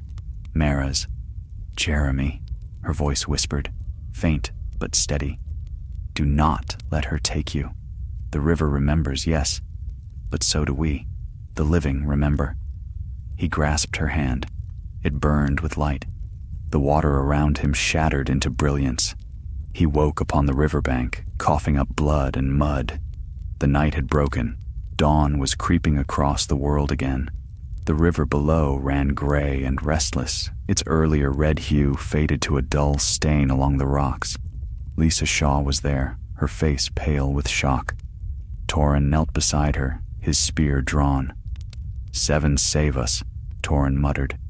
"We thought you'd drowned." "Not drowned," Jeremy rasped. He sat up, clutching his chest. His heart felt as if it burned with fire. "Not yet." Lysa crouched beside him. The river rose like a beast, then vanished all at once. The water ran backward for a moment. Never seen the like of it. "She's trying to reach the sea," Jeremy said. "The Priestess. That's where she means to end this." Torrin frowned. "End what, exactly? There's no curse left but the one you carry." Jeremy met his eyes. "If she reaches the sea, she will spread her blight across every coast. The drowned will rise. The waters will turn red from here to the narrow sea. I can feel her moving inside me, urging me south. The river drags me, even now." Lysa's hand tightened on his shoulder. "Then we stop her before she reaches the mouth. The current's faster now. We'll need boats." They rowed through the day to the nearest settlement, a fishing village half abandoned after the wars. The people there were wary of strangers, but when Jeremy offered silver and his oath, a grizzled boatman named Harl took them in. "You'd do better to ride inland," Harl warned as he patched his sail. "The river's wrong these days. Nets come up bloody, and the fish all have red eyes." "We'll take our chances," Jeremy said. By dusk, they had 3 small boats lashed together with ropes, their hulls low and narrow enough to ride the current. The sky darkened with thick clouds, and thunder rolled distantly across the south. They set off. The river carried them swiftly, its voice rising and falling like the breathing of some great creature. The banks slid past in blurs of gray reeds and half-drowned trees.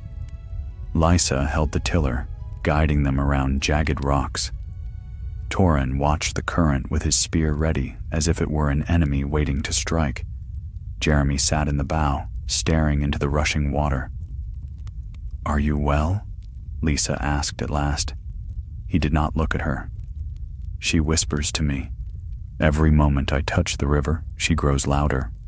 "What does she say?" "That I am her vessel," he said. "That I must carry her to the sea so she may be reborn." Lisa shivered, though the night was warm. "And will you?" He turned his head then, and for a heartbeat his eyes gleamed red. "I will carry her to the sea," he said softly, "but only to bury her there forever." They sailed on through the night. Once, lightning split the clouds, and in that flash Lysa saw figures moving along the banks. Men and women, pale as driftwood, walking beside the current. When the light faded, they were gone. By dawn, the river widened into a slow, winding plain. The smell of salt drifted faintly on the wind. They were close now. The sea's pull could be felt in the rhythm of the waves. It was there the water began to churn. "Hold fast!" Torrin bellowed, gripping the side of his boat. The current twisted violently, dragging them toward the center. The river's surface boiled, and from it rose a great column of crimson mist. The bloody priestess appeared above the water, her form vast and flickering, half flame, half shadow. "Did you think to cast me off so easily, my knight?" she cried. "The river bears me still. The sea awaits my coming." Jeremy stood, drawing his sword. The wind whipped his cloak behind him. "You'll not see the sea, witch. I'll sink you before that." "Then you'll sink with me." The current surged, smashing the boats together. Torrhen roared a curse as one hull splintered beneath him. Lisa loosed an arrow straight into the priestess's breast, but it passed through her in a spray of sparks.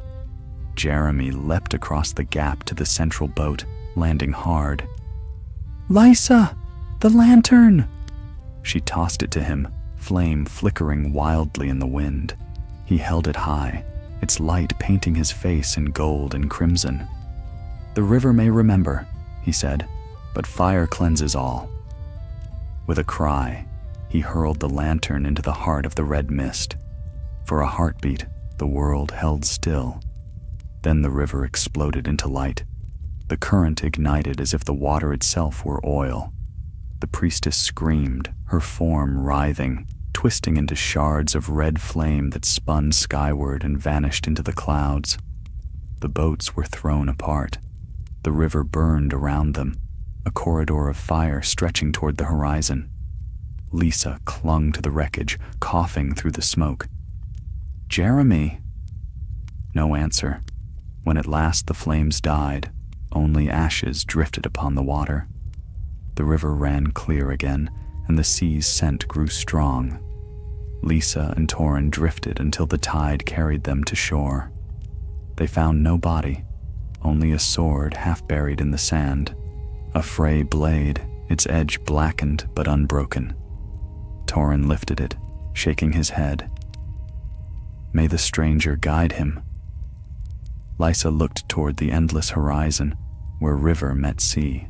For an instant, she thought she saw a figure walking upon the waves, a man in torn mail, cloak streaming behind him. Then the wind shifted, and the image was gone. She turned away. "Come," she said. "There's nothing left here but memory." As they left the shore, the tide rolled in, soft and steady. Far beneath the surface, unseen by mortal eyes, a faint red shimmer moved with the current, drifting slowly toward the deep. The river had reached the sea, but the sea too remembers. The sea lay before them like a sheet of dull steel, endless and quiet beneath the gray morning sky. The trident spilled into it with a sigh, as though exhausted from its long journey through war-torn lands. Salt stung the air, and gulls wheeled above the surf. To any other eye, the coast might have seemed peaceful at last, but to Lisa Shaw, there was menace in the calm. She stood barefoot at the water's edge, her bow slung across her back, watching the waves lap against the sand as if testing the shore. Behind her, Torrhen Pike crouched beside the remains of the boats they had dragged ashore, sharpening his spear with slow, methodical strokes. He had said little since they'd found the fray blade half buried in the sand. No trace of Sir Jeremy Rivers had surfaced, not a bone, not a shred of mail. The sea had taken him whole. "Do you think he's gone?" Lisa asked, not turning. Torrhen spat into the sand. "The sea keeps what it claims. Best we let him rest." "Rest?" she said bitterly. "You saw what we saw. That river was no water of men. It remembers. It devours. Do you think it will forget him?" Torrhen's eyes flicked toward the horizon. "Then mayhap we pray it does." They built a fire from driftwood, though the smoke blew flat across the wind. Lisa could not eat. Every wave seemed to whisper. When she closed her eyes, she heard the faint echo of a bell, the same hollow toll that had haunted the riverbanks for months. At dusk, the wind rose, driving the tide higher. The gray sky turned black at its rim, and far out to sea a strange light flickered beneath the water, red and deep, like the heartbeat of something vast. Lisa's hand went to her knife. "Torrhen," she murmured. He followed her gaze, squinting. "By the 7." The light brightened, pulsing in rhythm with the crash of the waves. Then the surface broke. A dark shape rose slowly from the depths, broad as a ship's hull, glistening with water. For an instant, she thought it was a whale, until the mist cleared and she saw the outline of a figure upon it. It was a man. His armor was blackened, his cloak torn, but she knew him at once. Sir Jeremy Rivers stood upon the rising water as if it were solid ground. His eyes glowed faintly red, and behind him the sea churned like a living thing. "Seven save us," Torrin whispered. "It's him." Lysa stepped forward, her heart hammering. "Jeremy." He did not answer. The waves carried him closer, and as the light from the fire reached his face, she saw how pale he had become. Skin stretched thin over bone, veins dark beneath the surface. He looked both alive and not. "You should not have followed me," he said, his voice carrying strangely over the surf. "What are you?" she asked. "Bound," he said, "not by chains of steel, but of water. I thought to bury her in the deep, yet the sea took us both. The priestess is gone, but her spirit clings to me. The river's memory flows in my blood." Torrin raised his spear. "If you've brought her curse here, I'll end you myself." Jeremy's eyes shifted to him. "If death could end it, Torrin Pike, I'd have found peace long ago." The sea behind him surged, forming a circle of red light around where he stood. The river runs no more, but the sea remembers. She would spread her will beyond the trident now, beyond the lands of men. Lysa stepped closer. "Then we stop her. Tell us how." Jeremy's gaze softened for a moment, as though some echo of his old self remained. "There's a cavern below these cliffs. The Crannogmen once called it the Maw of the Drowned Gods. There, the sea and the river meet. If her spirit still lingers, it will be drawn there. That is where it must end." Without waiting for reply, he turned toward the dark cliffs and began to walk, the sea parting briefly beneath his steps before closing behind him. Lysa and Torrin followed along the shore until they found the entrance he had spoken of, a wide mouth in the rock where the tide surged in and out like breath. The air that poured from it was damp and cold, smelling of salt and decay. Inside, the cave sloped downward into blackness. Water dripped from the ceiling in slow, steady rhythm. They lit torches, their flames shivering against the damp air. Jeremy led them deeper, his steps sure despite the uneven ground. As they went, the walls began to glisten with veins of red crystal, faintly luminous. The light pulsed in time with their heartbeats. "The river's root," Jeremy murmured. "Even here, it flows beneath the world." They came at last to a vast chamber where the sea poured in through a crack in the stone, forming a swirling pool at its center.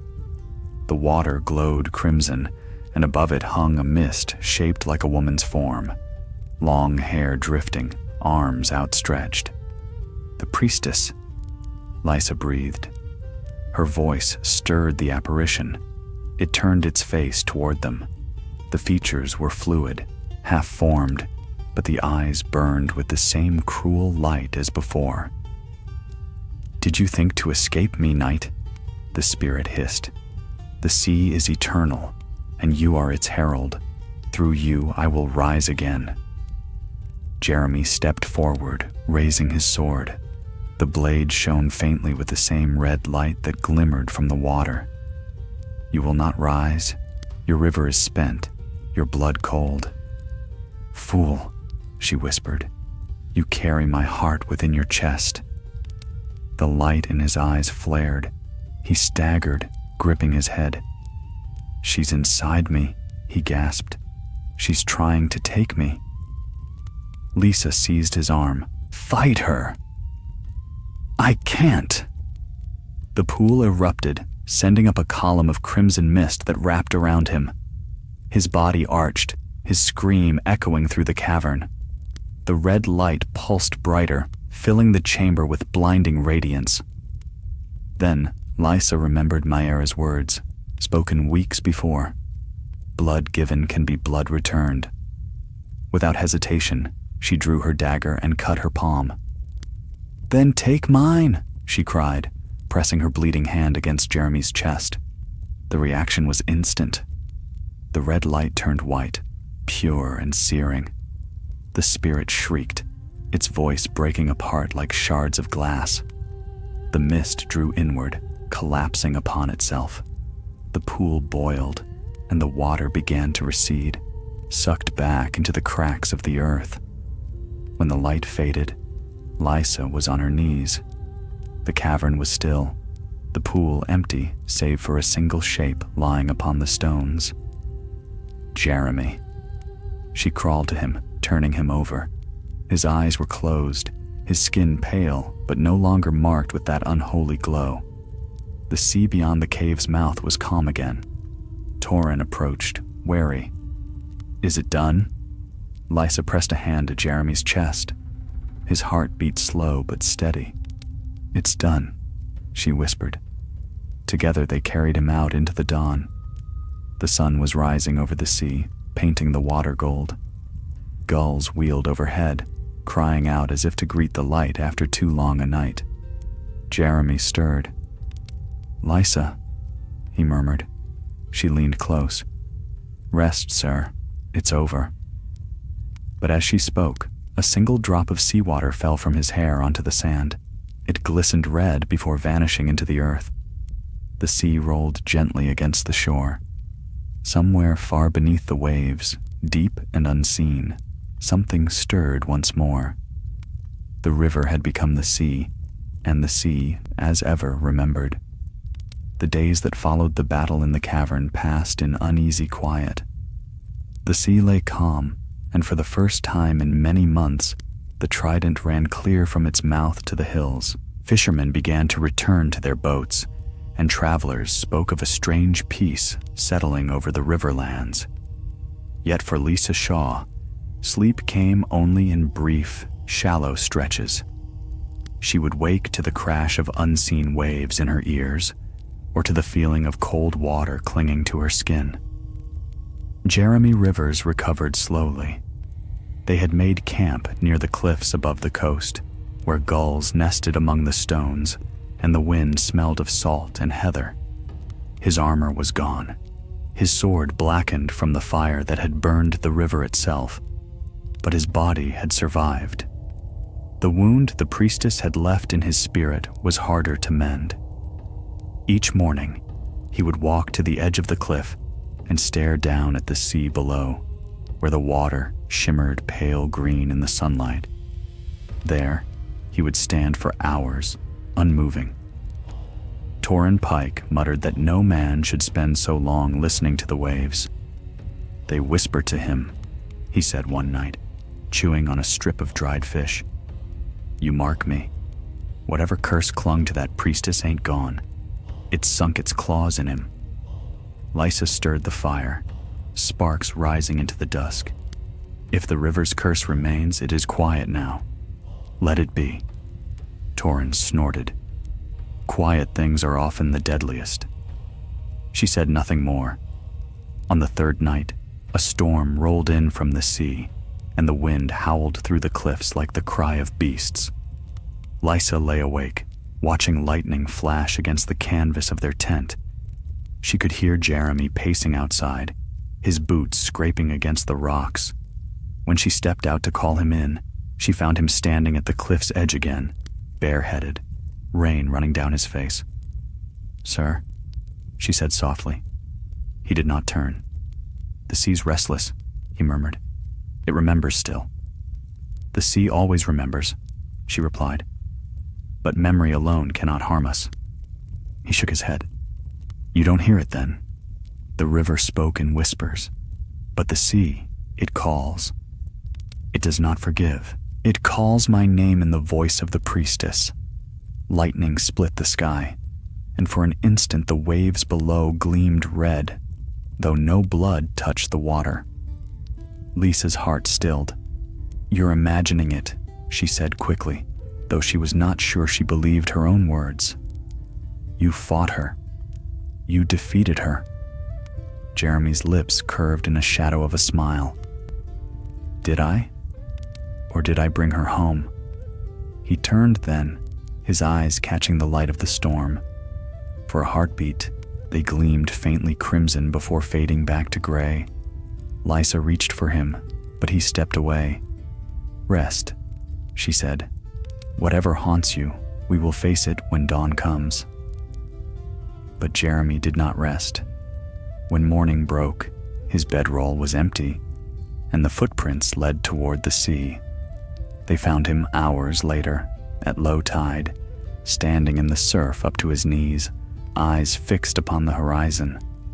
The sea stretched endless and silent before him, the same pale color as the sky. "Sir Jeremy!" Torrin shouted, striding through the shallows. "Are you mad? Come out of there!" Jeremy turned slowly, his hair plastered to his forehead. "She's beneath the waves," he said. "I feel her there, waiting. The river's heart still beats, deep in the sea's belly. If I go to her, I can end it for good." Torrin cursed under his breath. "End it? You'll drown, fool." Lysa stepped forward, her voice steady. "You've done enough. The riverlands are free. The people can live again.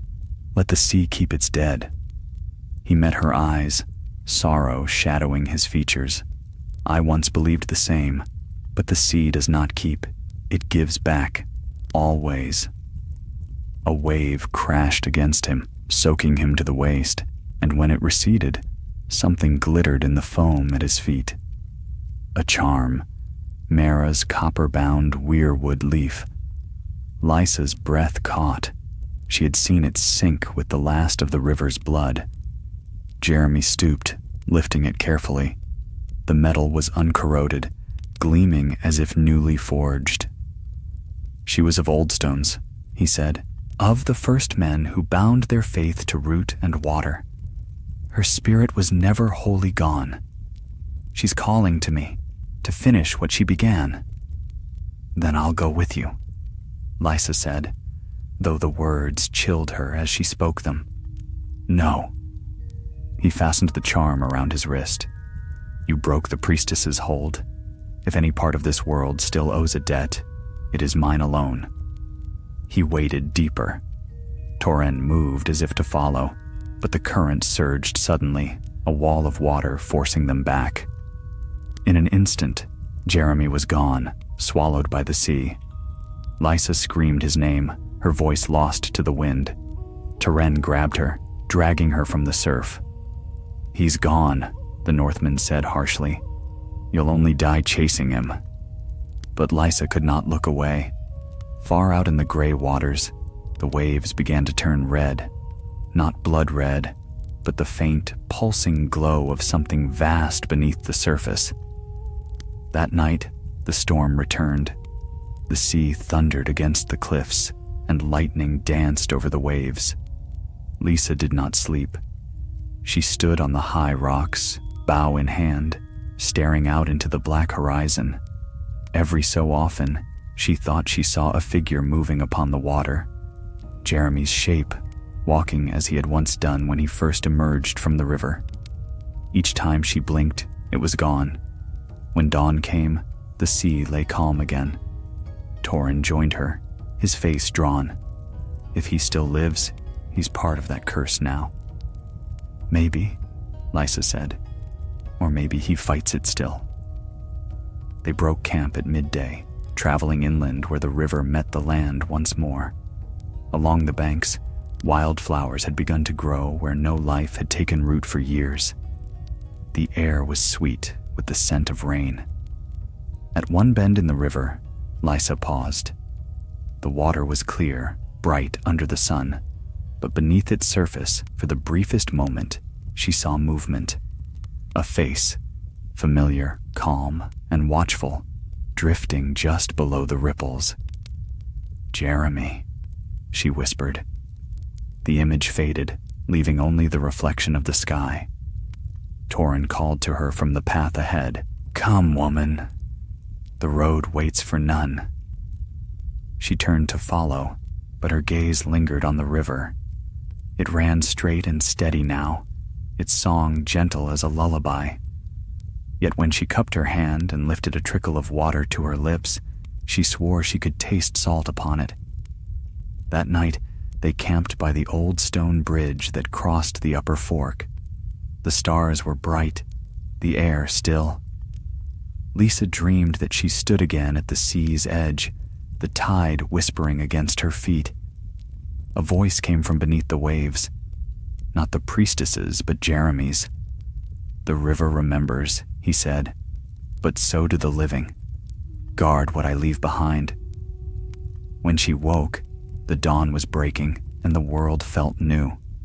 The curse of the bloody priestess had ended, or so she hoped. Yet as the sun rose over the trident, its light caught the water just so, and for an instant, the river shone red once more before turning clear again. The memory of blood never fades.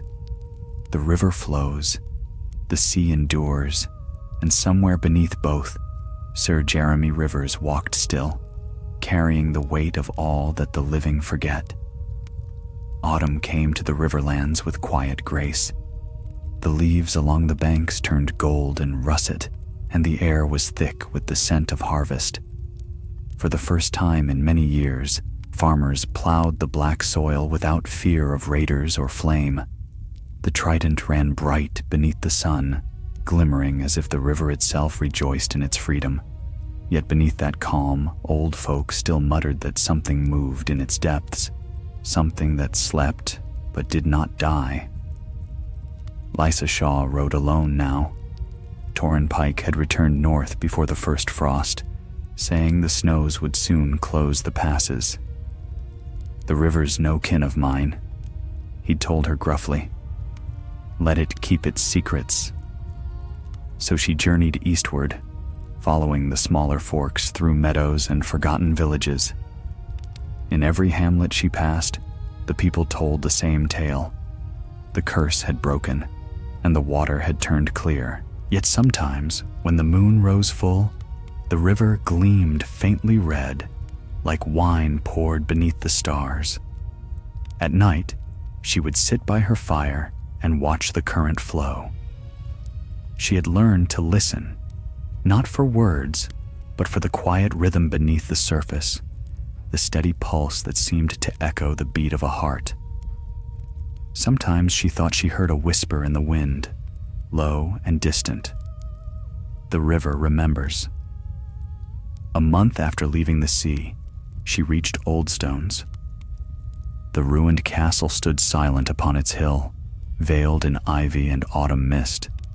It had once been a proud seat of kings, and even in decay it held a grave majesty. She dismounted at the gate, her boots crunching on fallen leaves. The stones beneath her feet were cracked, but familiar. She had walked these paths before, though then the air had reeked of death and the cries of the dead had echoed from the crypts. Now the wind was clean, and the song of birds drifted through the empty halls. Lisa climbed the slope to the Godswood, where an ancient weirwood still grew among the ruins. Its white bark gleamed like bone, its leaves the color of blood. She knelt before it, laying her bow across her knees. "Sir Jeremy," she said softly, "if you still walk the waters, know that the land you bled for is healing. The war is ended. The people live again." The wind sighed through the branches, stirring the red leaves. For a moment, one fell across her shoulder. It was warm to the touch. She smiled faintly. "I'll take that for an answer, then." A rustle came from the edge of the wood. She turned, her hand going to her knife. A figure stepped from the trees, a man in a dark cloak, travel-stained, his face shadowed beneath the hood.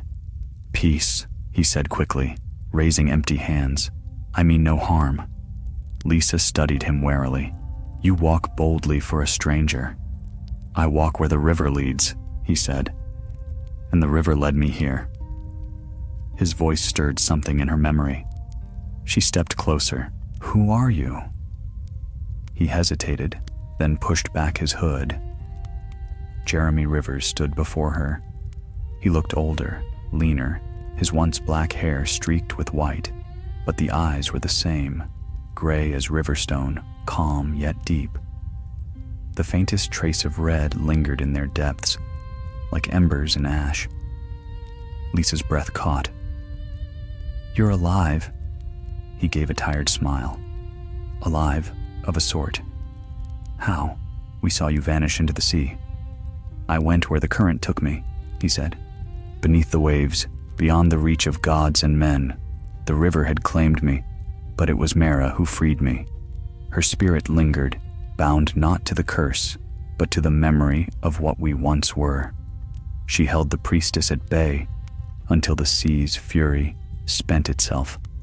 He stepped closer, and she saw the copper charm still tied around his wrist, glinting in the sunlight. "When the waters calmed, I found myself upon the shore, far from here, far from all I knew. For a time I wandered, then the river called me home." Lysa searched his face, uncertain whether to believe. "And the priestess? Is she gone?" His smile faded. The priestess was not a woman, not truly. She was the river's hunger-given voice. That hunger sleeps now, deep in the sea's heart, but sleep is not death. She shivered. Then it could return. "All things return," he said quietly. "Blood to blood, water to water. But so too does hope." They stood together in silence, the leaves drifting around them. Somewhere below, the river murmured against the stones. "What will you do now?" she asked. He looked out over the ruins. Old Stones was Myra's dream. She sought to restore what was lost. Perhaps that was folly, but I would see it stand again, if only as a memory. "Alone?" He shook his head. "No man is ever truly alone who carries the memory of others. But I will not ask you to share this burden." She met his gaze steadily. "You don't need to ask." For the first time in many long months, he laughed, softly, uncertainly, as if testing the sound. "Then we'll begin here," he said, "stone by stone." So they stayed. The days passed slowly, filled with quiet labor. They cleared the fallen walls, cut back the ivy, mended what they could. Villagers from the river's edge came to trade food for coin or shelter, and word spread that Old Stones lived again. At dusk, Lisa would climb the tower's remains to watch the sun sink over the trident, the light turning the water to gold. Jeremy often joined her, though he seldom spoke of the past. Once, when the wind carried the scent of rain, she asked him what he had seen beneath the waves. "Something vast," he said. "Not evil, not good, simply endless. The sea does not hate, it only hungers." He paused, glancing toward the horizon. But Mara's voice was there too. She told me the river would one day run red again, not in curse but in remembrance. That when it did, the land would heal at last. "And do you believe her?" He smiled faintly. "I have learned to believe what I see. For now, the river runs clear." Winter found them there, tending fires in the half-restored hall. Snow fell thick over the hills, and the trident froze in its shallows. They lived quietly, as though the world had forgotten them. But sometimes, in the stillness of night, Jeremy would wake to the sound of distant water, and he would rise to stand at the window. The river below gleamed faintly red in the moonlight, only for a breath, then clear again. He would feel the faintest pull deep in his chest, as though a heartbeat not his own stirred within him. And always, after a time, he would whisper a prayer, not to the seven, nor to any lord of light, but to Myra, whose faith had once bridged flame and root. "Let it sleep," he would say. "Let it rest." Then he would return to the fire, the color fading from his eyes, and the night would go on. Spring came again, and with it, new life. The ruins of old stones bloomed with wildflowers, and the river ran bright beneath the sun. The people no longer feared its song. They drew their water freely and spoke of fortune returning to the land. Yet when the moon rose full, those who walked by its banks swore they could hear a man's voice on the wind, a knight's voice, low and solemn, whispering through the reeds. The river remembers, and though none knew his name, they would bow their heads and whisper back, "So do